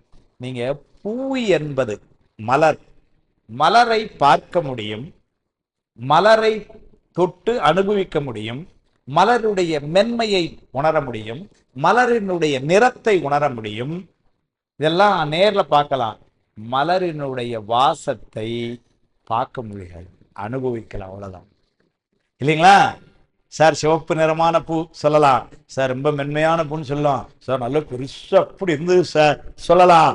ஆனா அதோட வாசம் எப்படி இருந்தது, அது எப்படிதுன்னு சொல்லுவீங்க? எனக்கு வாசமா இருந்தது, அவ்வளவுதான். ஏன்டா லேட்டா வர, லேட் ஆயிடுச்சு சார், அது மாதிரிதான். அப்ப அந்த வாசம் எப்படி இருந்தது, அது வாசமா இருந்தது சார், அவ்வளவுதான் சொல்லணும். அவ்வளவுதான். ஏன்னா கலர் சொல்லிடலாம். அப்படியே லைட்டு மஞ்சள் சார், அருமையான சார் கலர், அப்படியே பாக்குது, அப்படியே ஃப்ரெஷ்ஷு சார் கலர், மலர்ந்த பூ சார், அப்படியே மெதுவா அப்படி இருக்கு சார், இதெல்லாம் சொல்லலாம். ஆனா அந்த வாசம் சொல்ல முடியாது. அது மாதிரி பெருமானை பத்தி நிறைய பேசலாம், ஆனா பெருமானை உணர்றதுங்கிறது தனி. அதான் சொல்ல நாற்றத்தின் நேரியாயின. அவன் ரொம்ப நுண்ணியமான பொருள். அவன் என் குணத்தான், அவன் உமாதேவியை பாகமா கொண்டவன், அவன் இடப வாகனத்திலே வருவான், இதெல்லாம் சொல்லலாம். ஆனா சுவாமி உள்ளத்துல உணர்றதுங்கிறது அவ்வளவுதான். அது பெரியவங்களுக்கு கிடைக்கும், ஞானிகள் கிடைக்கும். அவன் அப்பேற்பட்ட தன்மையா இருக்கான். அதான் நாற்றத்தின் நேரியாய். ஞானிகளுக்கெல்லாம் நேரியாய் நுண்ணியனாய் உள்ள இருக்கிறான். சிலருக்கு என்ன சொல்றார், சேயாய். ஒரு சிலருக்கு பக்கத்திலே வரலங்கிறார், சேயாய்னா தள்ளின்ட்டார். அப்படின்னு என்ன அர்த்தம்னாரு, சுவாமி யார் நினைக்கலையோ அவங்களுக்கு ரொம்ப தள்ளி இருக்கிறான். சுவாமி யாரெல்லாம் நினைச்சு ஊறுகிறாங்களோ அவங்களுக்கு ரொம்ப உள்ள இருக்கு. அவங்களுக்கு எப்படி இருக்கான, நனி யானே. நனின்னா ரொம்ப பக்கத்துலன்னு அர்த்தம். தண்டபாணீஸ்வரர் எழுதுறாரு. அப்ப அவன் தள்ளி போயிட்டான் அப்படின்னா அப்போ அவனை நினைக்காதவங்களை விட்டு அவன் தள்ளி போயிடுவானா சார்? அவன் உள்ளதான் இருப்பானா, எல்லாத்துக்கும் உள்ளதான் இருக்கானா. ஆனா யார் நினைக்கிறாங்களோ அவங்க அனுபவிக்கிற மாதிரி இருக்கிறான், யார் நினைக்கலையோ அவங்களுக்கு அனுபவத்துக்கு வரல. இவ்வளவுதான். அவன் தள்ளி போயிட்டான்னா அவன் எங்கேயோ ஊரை விட்டு கிளம்பிட்டான் சார், நேரத்தை காலையில வந்தே பாரத்துல ஏறிட்டான், அப்படி கிடையாது. அவன் என்ன இருக்கான்னாரு, நம்ம எண்ணங்களுக்கு அவன் அகப்படாமல் இருக்கிறான்.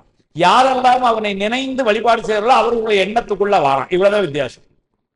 அதனால என்ன சொன்னார் பாருங்க, சேயாய்னாரு. யாருக்கு சேயாய்? சிவஞான சுவாமிகள் சொல்வார், இந்த புலன்கள் வாயினால அந்த இன்பத்துக்கு முக்கியத்துவம் கொடுக்கிறவங்களுக்கு அவன் ரொம்ப சேயாய் இருக்கிறாங்க. புலன்களுக்கு இன்பம்னா என்ன அர்த்தம்? கண்டதே காட்சி கொண்டதே ஓடம்னு இருக்கிறவங்க. அதை சாப்பிடலாம், இதுக்கு போகலாம், அந்த கண்ணுக்கு ஒரு இது கொடுக்குறது, உடலுக்கு. இப்படி இந்த புலன்கள் இன்பத்துக்கு முக்கியத்துவம் கொடுத்து அது நோக்கியே போய் அது அப்படி போறவங்களுக்கு சுவாமி என்ன பண்ணா ரொம்ப தள்ளி இருக்கான். அப்படியே சொல்வார், புலன் வழி போய் திருகும் உளத்தார் நினைவினுக்கும் சேயாய் வருகிறார். சுவாமி வந்து விநாயகர் பிள்ளை தமிழ் ஒன்று பாடுறார். அதுல சொல்வார், செங்கலரி விநாயகர் பிள்ளை தமிழ் நூல் ரெண்டையும் சொல்வார். யாருக்கு கூட இருக்கான்னு முதல்ல அதான் சொல்வார். உருகும் அடியார் அள்ளூர உள்ளே ஊரும் தேன் வருக. சுவாமி உள்ளே நினைச்சு அவனை நினைச்சே இருக்கிறவங்களுக்கு உள்ள தேனா இனிக்கிறானா சுவாமி. உருகும் அடியார் அள்ளூர உள்ளே ஊரும் தேன் வருக, உண்ணத்தை விட்டா சிவானந்த ஒளியே வருகிறார். அவனை எவ்வளவு நினைச்சிருந்தாலும் தவிட்டவே செய்யாதான் உள்ள, அப்படி மகிழ்ச்சி கொடுத்து கொண்டிருக்கான். அதே நேரத்துல இந்த புலன்கள் வழியில போனவங்களுக்கு புலன் வழி போய் திருகும் உளத்தார் நினைவினுக்கும் சேயாய் வருக, அவங்க நினைப்பு கூட வரமாட்டான்ட்டார். அருமையான பாட்டு விநாயக பெருமான பாடுற. உருகும் அடியார் அள்ளூர உள்ளே ஊரும் தேன் வருக, உண்ணத்தை விட்டா சிவானந்த ஒளியே வருக, புலன் வழி போய் திருகும் உளத்தார் நினைவினுக்கு சேயாய் வருக, எமையாண்ட செல்வா வருக, உமை என்ற சிறுவா வருக, இணை வெளியால் பருகும் அமுதே வருக, உயிர் பைங்கூழ் தலைக்க கருணை மலை பரப்பு முகிலே வருக, நரும் பாகே வருக, வரைகிழித்த முருகவேளுக்கு. வரைகிழித்த முருகவேள்னா முருகப்பெருமான் கிரௌஞ்சமலையை பிளந்தது. வரைகிழித்த முருகவேளுக்கு முன் உதித்த முதல்வா வருக வருகவே, மூரிக்கலசை செங்கழு நீர் முனியே வருக வருகவே வருவார். அப்ப யாருக்கு அவன் சேயாய்னா சுவாமியை நினைக்காதவங்களுக்கு சேயாய், ஞானிகளுக்கெல்லாம் எப்படின்னா ரொம்ப நனியாய். நனினா ரொம்ப பக்கத்துல. அதை தண்டமணி திசை எழுதுவார், அகச்சமயத்தாருக்கு நனியனாயும் அன்பருக்கு மிக நனியனாயும் ஞானிகளுக்கு மிக மிக நனியனாயும் இருப்பான் கண்டுகொள்கள் எழுதினார். அகச்சமயத்தார் யாரு? சைவத்தைல சிவத்தை கடவுள் என்று சொல்லக்கூடிய சைவத்துல சார்ந்திருக்கவங்க எல்லாத்துக்குமே அவன் பக்கத்துல இருக்கானாம். அதுலயும் ரொம்ப அன்பு கொண்டு சுவாமியை ரொம்ப அன்பா வழிபாடுறவங்களுக்கு இன்னும் பக்கத்துல இருக்கானாம். அதுலயும் இந்த உலகம் என்பெல்லாம் வேணாம், நீதான் வேணும்னு உயர்ந்து நிக்கிறாங்களே ஞானிகள், அவங்களுக்கு இன்னும் பக்கத்துல இருப்பான். சொல்ல அகச்சமயத்தாருக்கு நனியனாயும் அன்பருக்கு மிக நனியனாயும் ஞானிகளுக்கு மிக மிக நனியனாயும் இருப்பான் அப்படின்னு எழுதுறார். அப்ப நாம சுவாமி அப்போ சொல்றார், நாற்றத்தின் நெறியாய் சேயாய் புறத்தாருக்கு நமக்கு நனியானே. அதான் சாத்தனை சொல்ல சிவபிரகாச நூல் சொல்லும், புறச்சமயத்தவருக்கு இருளாய் அகச்சமயத்து ஒளியாய். புறச்சமயம் யாருனது? சுவாமியனுடைய இலக்கணம் தெரியாதவங்க, அவங்களுக்கெல்லாம் அவன் தெரியல இருளாய். அகச்சமயம் நம்மெல்லாம் சைவத்துல சுவாமிய வழிபாடு நமக்கு ஒளியாய். ஒரே வார்த்தையில போட்டார். தெரியாத அவங்களுக்கெல்லாம் இருள், தெரிஞ்ச நமக்கு ஒளி, அவ்வளவுதான் போ. புறச்சமயத்திற்கு இருளாய் அகச்சமயத்து ஒளியாய் புகழ் அளவைக்கு அளவாகி என்று சொல்லும் நூல். ஆனால் இந்த நாற்றத்தின் நேரியாய் சேயாய் நனியானே, மாற்றம் மனம் கழிய நின்ற மறையோனேனர். மாற்றம் மனம் கழிய. இந்த மனம் என்பது ஒரு கருவி. அந்த கருவி என்ன பண்ணுதுன்னா நிறைய விஷயங்களை பற்றி கொண்டே இருக்கும். பற்றுவதனால மாற்றம் என்பது உரை வெளியே வரும்பொழுது பல விஷயத்தை பேசிக்கொண்டிருக்கோம். இதையெல்லாம் தாண்டி நிற்பவன் சார். அப்படின்னா வாயால அவனை புகழ்ந்து முழுதும் சொல்லிட முடியுமா? சொல்ல முடியாது. மனசால முழுமையா சுவாமியை நினைச்சாச்சுன்னு சொல்ல முடியுமா? நமக்கே பாரு, பெரியவங்களை விட்டுருவோம், நம்மள மாதிரி விட்டுவிடும். சுவாமியை நினைக்கலாம், அப்பதான் கண்ண மூடி உட்கார்ந்தோம்னு வச்சுக்கோங்க, 1008 நினைவு வருது சாமியை தவிர, இல்லைங்களா? கண்ணை திறந்திருந்தா கூட ஏதோ இந்த நினைவு மட்டும்தான் இருக்கு. கண்ணை மூடணும்னு வச்சுக்கோங்க, எங்கெல்லாமோ போகுது, சுவாமி மட்டும் வரமாட்டாங்க. அப்ப மனத்தால சுவாமியை நினைக்கிறது இதெல்லாம் முடியாத, ஞானிகளுக்கே முடியாதுங்கிற. அப்படின்னா முடியாதுன்னு என்ன அர்த்தம்னா அவங்க முயற்சியினால முடியும், அதுக்கும் சுவாமி உதவி பண்ணும். ஞானிகளுக்கு முடியாதுன்னா நம்ம ஞானிகளை குறைவா சொல்லல, ஞானிகளுக்கே அவங்களுடைய முயற்சியினால சுவாமியை மனசுக்குள்ள கொண்டு வந்துடும். சுவாமி மனசுக்குள்ள வரணும்னா சுவாமியா வந்தா தான் முடியும். அதனால நம்மளாம் வந்து கொண்ட முடியாது. அதனால மாற்றம் மனம் கழியன்னாரு. மாற்றம் என்பது உரை. பேசி சுவாமியை பத்தி சார் 2 மணி நேரம் இல்ல சார் 4 மணி நேரம் பேசுங்க, ஆனா சுவாமியை பத்தி ஃபுல்லா பேசி முடிச்சிடணும் அப்படின்னு நீங்க சொல்லுங்க, 4 வருஷம் இருந்தாலும் பேசி முடிக்க முடியாது. அவனை பற்றி நம்ம என்ன பேசணும்? அதனால மாற்றம் உரையினாலும் முடியாது, மனசனாலும். மாற்றம் மனம் கழிய நின்ற மறையோன் சுவாமி. கறந்தவால் கண்ணலோடு நெய் கலந்தார் போல சிறந்து, அதுவரை படிக்கணும். நான் நேற்று கூட குரூப்ல ஒரு மெசேஜ் போட்டேன். இன்னைக்கு சிந்தனையில என்னன்னா, நம்ம இதை படிக்கும்பொழுது வழக்கமா என்ன மாதிரி ஆள்ல எப்படி படிக்கிறான்னா, கறந்தவால் கண்ணோடு நெய் கலந்தார் போல சிறந்தடியார் சிந்தனையுள் தேனோரி நின்று அப்படின்னு படிக்கும். அப்ப சிறந்தடியார், அப்ப சிறந்த அடியார்னா அப்போ சிறப்பில்லாத அடியார் ஒருத்தர் இருக்காருன்னு ஆயிருங்களே. அடியார்ல சிறந்த அடியார்னு சொன்னா அப்ப ஏனைய அடியார்லாம் சாதா, இதெல்லாம் ஸ்பெஷல், அதெல்லாம் சாதா அப்படி மாதிரி ஆயிடுது இல்லையா? அவர் ஏன் சிறந்த அடியார் போட்டார் அப்படின்னா, அந்த நம்ம படிக்கும் பொழுது இப்படி படிச்சுக்கிட்டா பொருள் தெளிவா தெரியும். கறந்தவால் கண்ணலோடு நெய் கலந்தார் போல சிறந்து அடியார் சிந்தனையுள் தேனூரி நின்று, அப்படி படிக்கணும். கறந்த பால், அப்போது கறந்த பால். அது கிராமத்துல இருக்கவங்களுக்கு எல்லாம் தெரியும், அப்ப கறந்த பால். எங்களுக்கு எல்லாம் என்ன தெரியும், எண்ணெய் கறந்த பால்னே தெரியல, பாக்கெட்ல வருது இல்லைங்களா? இன்னும் சில பேர் சந்தேகத்தை கிளப்புறான், சார் இந்த பாக்கெட்டா வாங்குறீங்க அப்படிங்கிறான். அதோட நின்னுக்கப்பா, நீ வேற எதுவும் சொல்லாத, பயமா இருக்கு எங்களுக்கு, ஏன்னா இது மாட்டுப்பாலே இல்லைங்கிறான். நான் அப்புறம் கேட்டது, என்ன ஒட்டகப்பாலான்னு? இல்ல சார், இது பாலே கிடையாது. ஐயோ, என்னவோ சோயால இருந்து வருதுங்கிறான் ஒருத்தன் இல்லைங்களா? நீங்க கேள்விப்பட்டிருக்கீங்களா? கேள்விப்பட்டது இல்லை. என்னால முடிஞ்சது எல்லாத்தையும் கிளப்பி விட்டு போயிடும். ஆனா அதனால நம்ம பால்லாம், எங்களுக்கு சிட்டியில பால்லாம் எதுல இருந்து தெரியல, வீட்டுல மாடு வச்சிருந்து அல்லது கிராமத்துல இருந்தோம்னு வச்சுக்கோங்க. அந்த இப்ப நாங்களாம் ஊர்ல இருக்கும்போது அந்த காலத்துல நல்லா ஞாபகம் இருக்கு, காலையில ஒரு அம்மா வரும் பால் கரம்மான்னு, வீட்டுல பால் கறந்து வீட்டுல கொண்டு வந்து கொடுக்கும். நம்ம ஏதாவது ஊருக்கு போனோம் கொஞ்சம் அவசரம்னா நம்மளே செம்பு தூக்கிட்டு வீட்டுக்கு போறது. ஆனா அந்த அம்மா ரொம்ப விவரம், நம்ம செம்பை அங்க வச்சுட்டு அது செம்பில தான் கரெக்ட் போகும், ஏன்னா அது உள்ள ஏதோ விவரம் இருக்கு. என்னங்கம்மா? செம்புக்குள்ள விவரம் இருக்கு. ஏன்னா ரொம்ப கட்டிப்பாலா இருந்து நம்ம கொழுப்பு எறியப்படாதுன்னு முதலே கொஞ்சம் தண்ணி கலந்து தான் எடுத்து.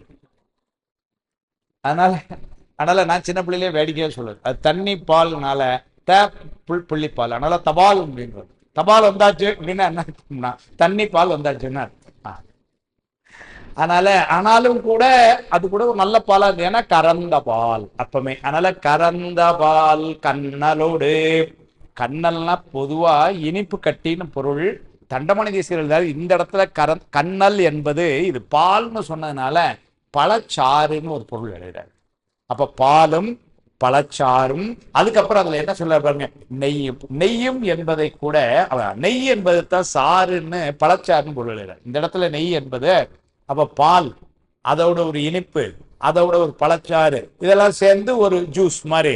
அது ரொம்ப டேஸ்ட். அந்த காலத்துல அதான் பெரிய நல்ல பானமா சாப்பிட்டு இருக்காங்க, ரொம்ப உயர்ந்த ஒரு பானமா. அதான் சொல்றாரு, கறந்த பால் என்ன கண்ணலோடு நெய் கலந்தார் போல சிறந்து. சுவாமி எப்படி இனிக்கிறாங்கிறது, அடியார்களுக்கு சுவாமி எப்படி இனிக்கிறாங்கிறதுக்கு என்ன சொல்றாரு, கறந்த பால். அப்படி அதுல ஒரு நல்ல அருமையான இனிப்பும் பழச்சாறுலாம் கலந்தா அது எப்படி ஒரு இனிப்பு சுவையை தரும், அது மாதிரி சுவாமி இனிக்கிறாங்கிற. கறந்தவால் கண்ணலோடு நெய் கலந்தார் போல சிறந்து, அப்படி படிக்கணும். ஏன்னா எதுகை வர்றதுக்காக கறந்தனால பின்னாடி சிறந்தான் வருது. ஆனா நம்ம வாசிக்கும்போது என்ன பண்ணிடுறோம், பொருள் யோசிக்கிறது இல்லை. நிறைய பெரியவங்களை சொல்லல, நம்ம என்ன பண்றோம்னா, கறந்த பால்களோடு நெய் கலந்தார் போல சிறந்தடியார் சிந்தனையுள் தேனூரி நின்று பிறந்த பிறப்பருக்கும் எங்கள் பெருமான் இறங்களோர் என்னுடைய இன்னொருகள் ஏத்த அப்படின்னு போயிடுறோம்.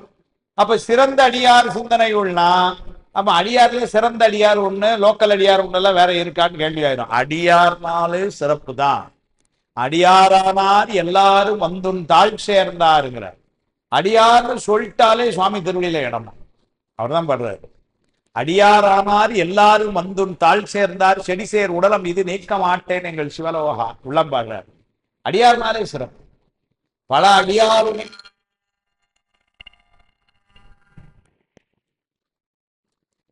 ஏதோ செட்டிங் வச்சிருக்காங்களா. சில ஊர் நாங்க அந்த வெளியூர்கள்ல பேச போவோம்ல, அந்த ஸ்பீச் முடிவுக்கு 5 நிமிஷத்துக்கு முன்னாடி இப்படி எல்லாம் ஒரு சவுண்டு வரும். அப்படின்னா மைக் செட்டுக்காரனை சொல்லி வச்சிருப்பாங்க. அதுக்கப்புறமும் கவலைப்படாம பேசணும்னு வச்சுக்கோங்க, இல்ல ஃபேன் ஓடாது. அதுலயும் தெளிவா பேசணும்னு வச்சுக்கோங்க, மைக் ஆஃப். அது மாதிரி இது ஃபர்ஸ்ட் வார்னிங். என்ன 10 நிமிஷம் இருக்கு, அதனால சவுண்டு. அப்ப இங்க சொல்றாரு, அப்ப கறந்தபால் கண்ணலோடு நெய் கலந்தார் போல சிறந்து, எதுகை முனைக்கா கறந்து என்பது பின்னால சிறந்து வந்தது. அடியார்கள் சொன்னாலே சிறப்பு. பல அடியாருடன் கூடி எம்மானுக்கே பல்லாண்டு கூறுதுமே, அப்படிதான் சொல்றேன். இவர் தான் சொல்றார் பல அடியார்.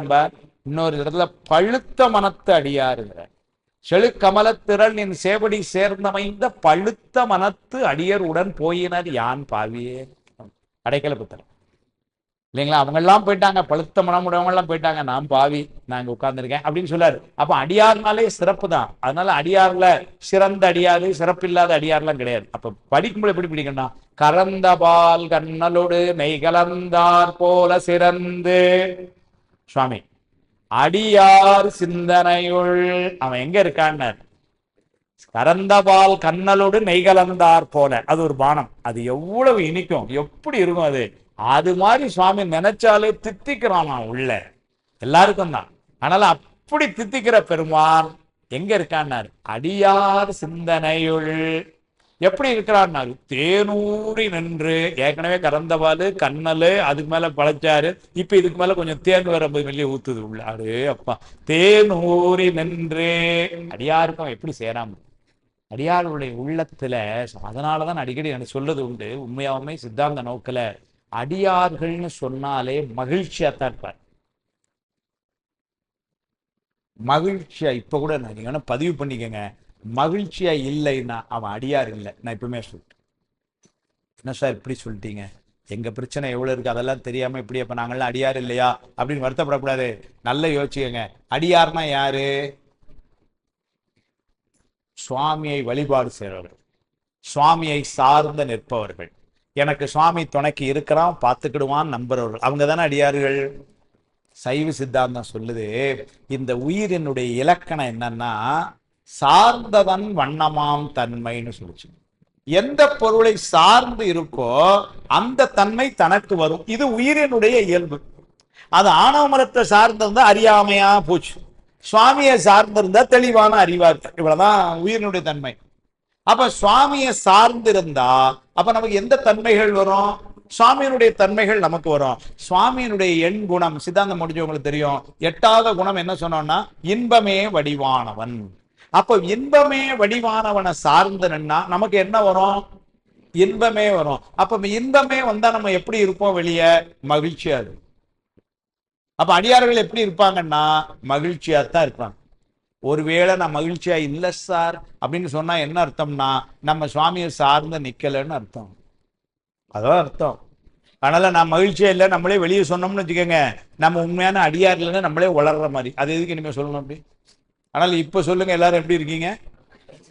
நல்ல வேலை. இப்ப மனசுக்குள்ள நினைக்கிறாங்க, சொல்லவும் முடியல, வெளியே கேட்டா மகிழ்ச்சியா இருக்க மாதிரி சொல்ல வச்சுட்டு போயிட்டாங்க அப்படின்னு மனசுல நினைக்கிறாங்க. இருந்துட்டு போட்டு மகிழ்ச்சியா இருக்கணும். ஏன் நான் உள்ள அவன் இருக்கான் சார், சார் உள்ள அவன் உட்கார்ந்து இருக்கிறான். சுவாமி ஒவ்வொருவருடைய உள்ளத்திலையும் எழுந்தருளி இருக்கிறான். அது ஸ்கேன் எல்லாம் பார்த்தா தெரியாது, எக்ஸ்ரேல தெரியாது, ஆனா உங்களுக்கு தெரியும், இன்னொரு அடியாருக்கு தெரியும் சுவாமி எங்க இருக்கான். இங்க இருக்கிறான். அவன் மட்டும் இல்லை சார், ஃபேமிலியோட இருக்கிறான், அம்மாவோட சேர்ந்து வந்து இருக்கிறான். எவ்வளவு பெரிய பெருமை நமக்கு. இப்ப நம்ம கல்யாணத்துக்கு இப்ப தனியா ஒரு சிறப்புன்னா 2 பேருமா வந்தாங்கன்னு ரொம்ப சந்தோஷம் சார், நீங்களும் அம்மா 2 பேருமா வந்தீங்க, ரொம்ப மகிழ்ச்சி எங்களுக்கு நம்ம சொல்றோம் இல்லையா. அப்ப நம்ம வீட்டு கல்யாணத்துக்கு 2 பேரும் வந்தாங்கன்னா நம்ம எவ்வளவு சந்தோஷப்படுறோம். அது மாதிரி சுவாமி எப்படி அம்மாவோட தான் வாரான் நம்ம அடியாருடைய உள்ளத்துக்கு. முந்திய முதல் நடி இறுதியமானாய் மூவரும் மறிகளர் யாவர் மற்றறிவார் பந்தனை விரலியும் நீயும் நின் அடியார் பழங்குடில் தோ எழுந்தருளிய பரமேண்டர். அம்மாவும் நீயுமா யாரோ ஒரு அடியார் வீட்டுல வந்து உட்காந்து எல்லாரும் அங்க வந்து பாருங்கன்னு சொல்லல, பழங்குடில் தோர் உங்க மனசுல இருக்கான், உங்க மனசுல இருக்கான், உங்க மனசுல இருக்கான், உங்க மனசுல இருக்கான், உங்க மனசுல இருக்கான். கொங்குன் கருங்குழலி நந்தம்மை கோதாட்டி இங்கு நம் இல்லங்கள் தோர் எழுந்தருளி. செங்கமல பொற்பாதம் தந்தருளும் சேவகனை அங்கன் அரசை அடியோங்கள் காரமுதை நங்கள் பெருமானை பாடி நலம் திகழ பாடி பங்கைய பூம்புணர் பாய்ந்த ஆடையில் ஒரு என்ன ஒரு உற்சாகம். நீங்க இந்த திருமுறைகள் எல்லாம் படிக்க நான் சொல்றேன், boost is the secret of எனர்ஜில முடிஞ்சு போச்சு. Thirumurai is the secret of our energy. ஏன்னா படிக்கும் பொழுது அவ்வளவு ஒரு உற்சாகம். நீங்க யோசிச்சு பாருங்க, திருமாலும் பிரம்மனும் வழுத்தியும் காணா மலரடி இணைகள் வழுத்துதற்கு எளிதாய் வார்கிடல் உலகினைங்கிறார். அவங்கெல்லாம் இது பண்ணி கிடைக்காத பெருமான் நம்ம ஒவ்வொருத்தருடைய உள்ளத்திலையும் வீட்டம்மாவோட உட்கார்ந்து இருக்கிறான்னா நமக்கு எவ்வளவு பெரிய பெருமை சார். அது ஒண்ணு பொறுமை ஜிம்மு நிகழாம ஏதோ வினைனாலும் ஒரு கவலை ஒரு பிரச்சனை நோய் நொடி வரத்தான் செய்யும். அதுக்கெல்லாம் போய் அப்படின்னு அழுதுட்டு இருக்க முடியுமா? போச்சு அப்படின்னா நீங்க சாமியை நம்பலன்னு அர்த்தம். என்னவா? ஆமா, அதெல்லாம் சாமி உள்ள இருக்க, அவன் பாத்துக்கிறான். அதெல்லாம் அவன் பாத்துக்கணும். நாமெல்லாம் யாருன்னாரு? சாமிக்கு சொந்தக்காரங்க. நீங்க வீட்டுல கல்யாணம் ஐயா பத்திரிக்கை முதல்ல யாருக்கே வைக்கீங்க? யாருக்கு வைப்பீங்க? முதல்ல சாமிக்கு தானே வைக்கீங்க. அப்படின்னு என்ன அர்த்தம்? பயந்து போய் வைக்கீங்க. ஐயோ முதல்ல கொண்டு வச்சிருவோம், அது வேற ஏதாவது பிரச்சனை பண்ணிடுவோம் அந்த ஆளு, அப்படியே கொண்டு வைக்கிறீங்க. இல்ல, நெருங்கின சொந்தம். யாருமே சொன்னீங்க பரம்பரைக்கும் சொந்தம். இப்ப ஏதோ தாய் மாமனுக்கு வைக்கணும் தாத்தாவுக்கு வைக்கிறேங்கிறது இந்த பிறவியில வந்தவன். அவன் எல்லா பிறவிலும் கூட வந்தவன். நம்முடைய முதல் சொந்தம் அவன். அதனாலதான் முதல் சொந்தத்துக்கு கொண்டு வச்சிருவோம். வீட்டுல பெரியவங்களுக்கு முதல்ல பதிரி வைக்கணும். அதனால வீட்டுல பெரியவர் யாருன்னா அவர் தான். முதல்ல அவருக்கு கொண்டு வச்சிருவோம். அதானே வைக்கிறோம். அப்ப அப்படி அந்த ஆளுக்கு சொந்தமா இருக்கும் பொழுது நம்ம எதுக்காவது கவலைப்படலாமா? வாதோர்பானம் படிச்சோம் இப்பதான். எல்லாம் உங்களுக்கெல்லாம் நன்றி சொல்லலாம். நீங்கள்லாம் சேர்ந்து வாதோர்பானம் என்ன படிக்க வச்சீங்க. அதுல சொல்றாரு, மாணிக்க வாசகருக்கு ஓலை வருது, சுவாமி மன்னன் இருந்து ஓலை வருது. Come immediately. யாரு? மன்னன் போட்டிருக்கான்.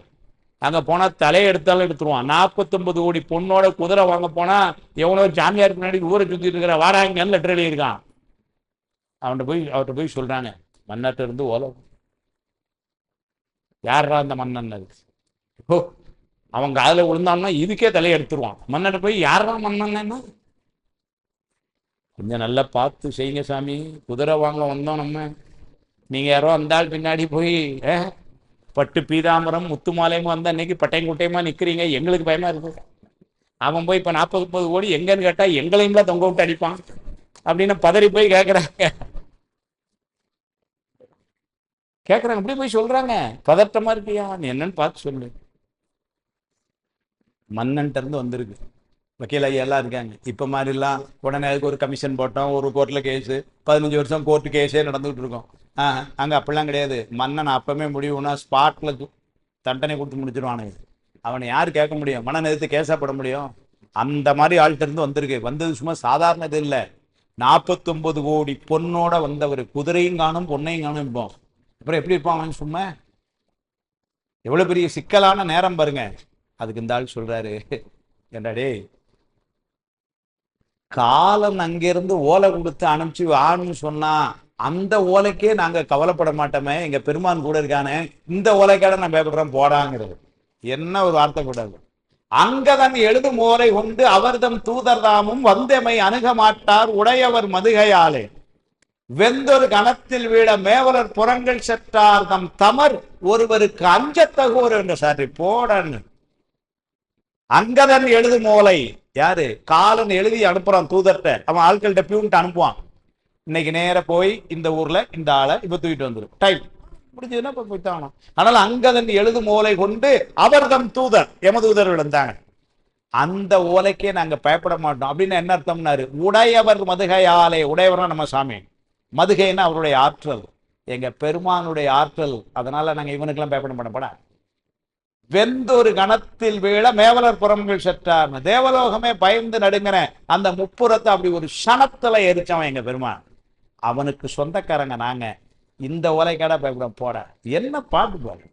அங்கதன் எழுது ஓலை உண்டு அவர்தம் தூதர்தாமும் வந்தியமை அணுக மாட்டார் உடையவர் மதுகையாலே வெந்தொரு கணத்தில் வீழ மேவலர் மேவலர்னா பகைவன் அர்த்தம். மேவலர் புறங்கள் செற்றார் தம் தமர் ஒருவருக்கு அஞ்சத்தகுவரோ என்று. சார் நாமெல்லாம் சுவாமிக்கு சொந்தக்காரன் வச்சேன். நமக்கெல்லாம் யாரு சொந்தக்காரன்? சுவாமி. நம்ம வெளியே கேட்டா சொல்லிக்கலாம். யாரு உங்களுக்கு ஏதாவது ஒரு சொந்தம் சொல்லுங்களேன், எங்களுக்கு தெரியுறாரு. சிவபெருமான் அட்ரஸ் மவுண்ட் கைலாஷ் போட்டு விடுங்க. அதோட எவனும் திரும்ப பேச மாட்டான் இல்லைங்களா? அந்த பேங்க்ல ஜாமீன் யாரோ ஒரு பேரை போட சொல்லுவாங்களா, நீங்க இனிமே அப்படி போட்டுருங்க, சிவபெருமான் அட்ரஸ் கைலாயம் அப்படின்னு போட்டு விடுங்க. அப்படி சொல்ற. அதுதான் அந்த உறுதிப்பாடு, அதுதான் இங்கேயும் சொல்ற. அதனால கறந்தவால் கண்ணலோடு நெய் கலந்தார் போல சிறந்து அடியார் சிந்தனையுள் தேனூரி நின்று. அதனால அடியார்கள் எப்படி இருக்கணும்னாரு, எப்பவும் ரொம்ப உற்சாகம், ரொம்ப மகிழ்ச்சியான சாமி உள்ளார். கடைசியில திருப்பள்ளியில் சில கேட்கும்போது அதான் கேட்கிறார், வேற ஒண்ணுமே கேட்கல.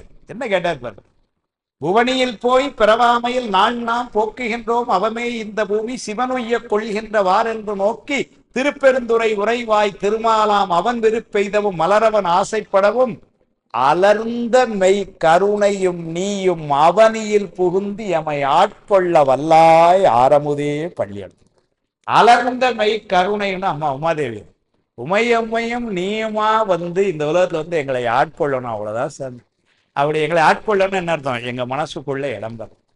வர்றான் சார், யாரெல்லாம் பூசை செய்கிறார்களோ அவருடைய மனசுக்குள்ள சுவாமி உட்கார்றான். நான் சொல்லல, எனக்கு அது தகுதியும் இல்லை, நான் சின்ன பையன். மாணிக்காசுவர் சொல்றேன், பாசவேரருக்கும் பழம்பொருள் தன்னை பற்றுமார் அடியேனர் கருளி பூசனை உகந்தன் சிந்தையுள் புகுந்து பூங்கழல் காட்டிய பொருளே. பூங்கழல் காட்டும் பொருளே சொல்லல, பூங்கழல் காட்டிய பொருளே. அதனால வழிபாடு செய்யற அடியார்களுக்கு சுவாமி உள்ளத்துல தேனூரி நிற்பான். கறந்தவால் கண்ணலோடு நெய் கலந்தார் போல சிறந்து அடியார் சிந்தனையுள் தேனூரி நிக்கட்டும் அடுத்த வாரம் வரைக்கும். அதுக்கு அடுத்த வாரம் எப்படி தேன் ஊறி இருந்ததுங்க. ஏன்னா அடுத்த என்ன செய்ய போறான்னா, இந்த பிறவியோட நம்மளை இனிமேல் பிறக்க வேண்டாம்னு சொல்ல போறான். பிறந்த பிறப்பு அறுக்கும் எங்கள் பெருமான். அதனால இந்த ஒரு வாரத்துல எங்கெங்க போனோம், என்ன செய்யணும் எல்லாம் பண்ணிட்டு வந்துருங்க, அதுக்கப்புறம் பிறப்பு இருக்காதான்.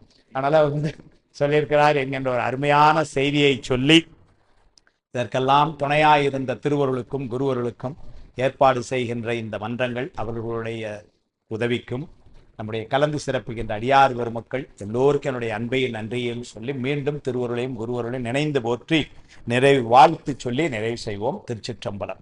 வான்முகில் வளாது பெய்க மலிவளம் சுரக்க மன்னன் கோன்முறை அரசெய்க குறைவிலாது உயிர்கள் வாழ்க நான்மறை அறங்கள் ஓங்க நத்தபம் வேள்வி மல்க மேன்மைகுள் சைவ நீதி விளங்குக உலகமெல்லாம் மேன்மைகுள் சைவ நீதி விளங்குக உலகமெல்லாம் மேன்மைகுள் சைவ நீதி விளங்குக உலகமெல்லாம். தென்னாடுடைய சிவனே போற்றி. ஏகம்பத்துரை அந்தாய் போற்றி. அண்ணாமலையம் அண்ணா போற்றி. காவாய் கனகத்திரளே போற்றி. திருச்சிற்றம்பலம்.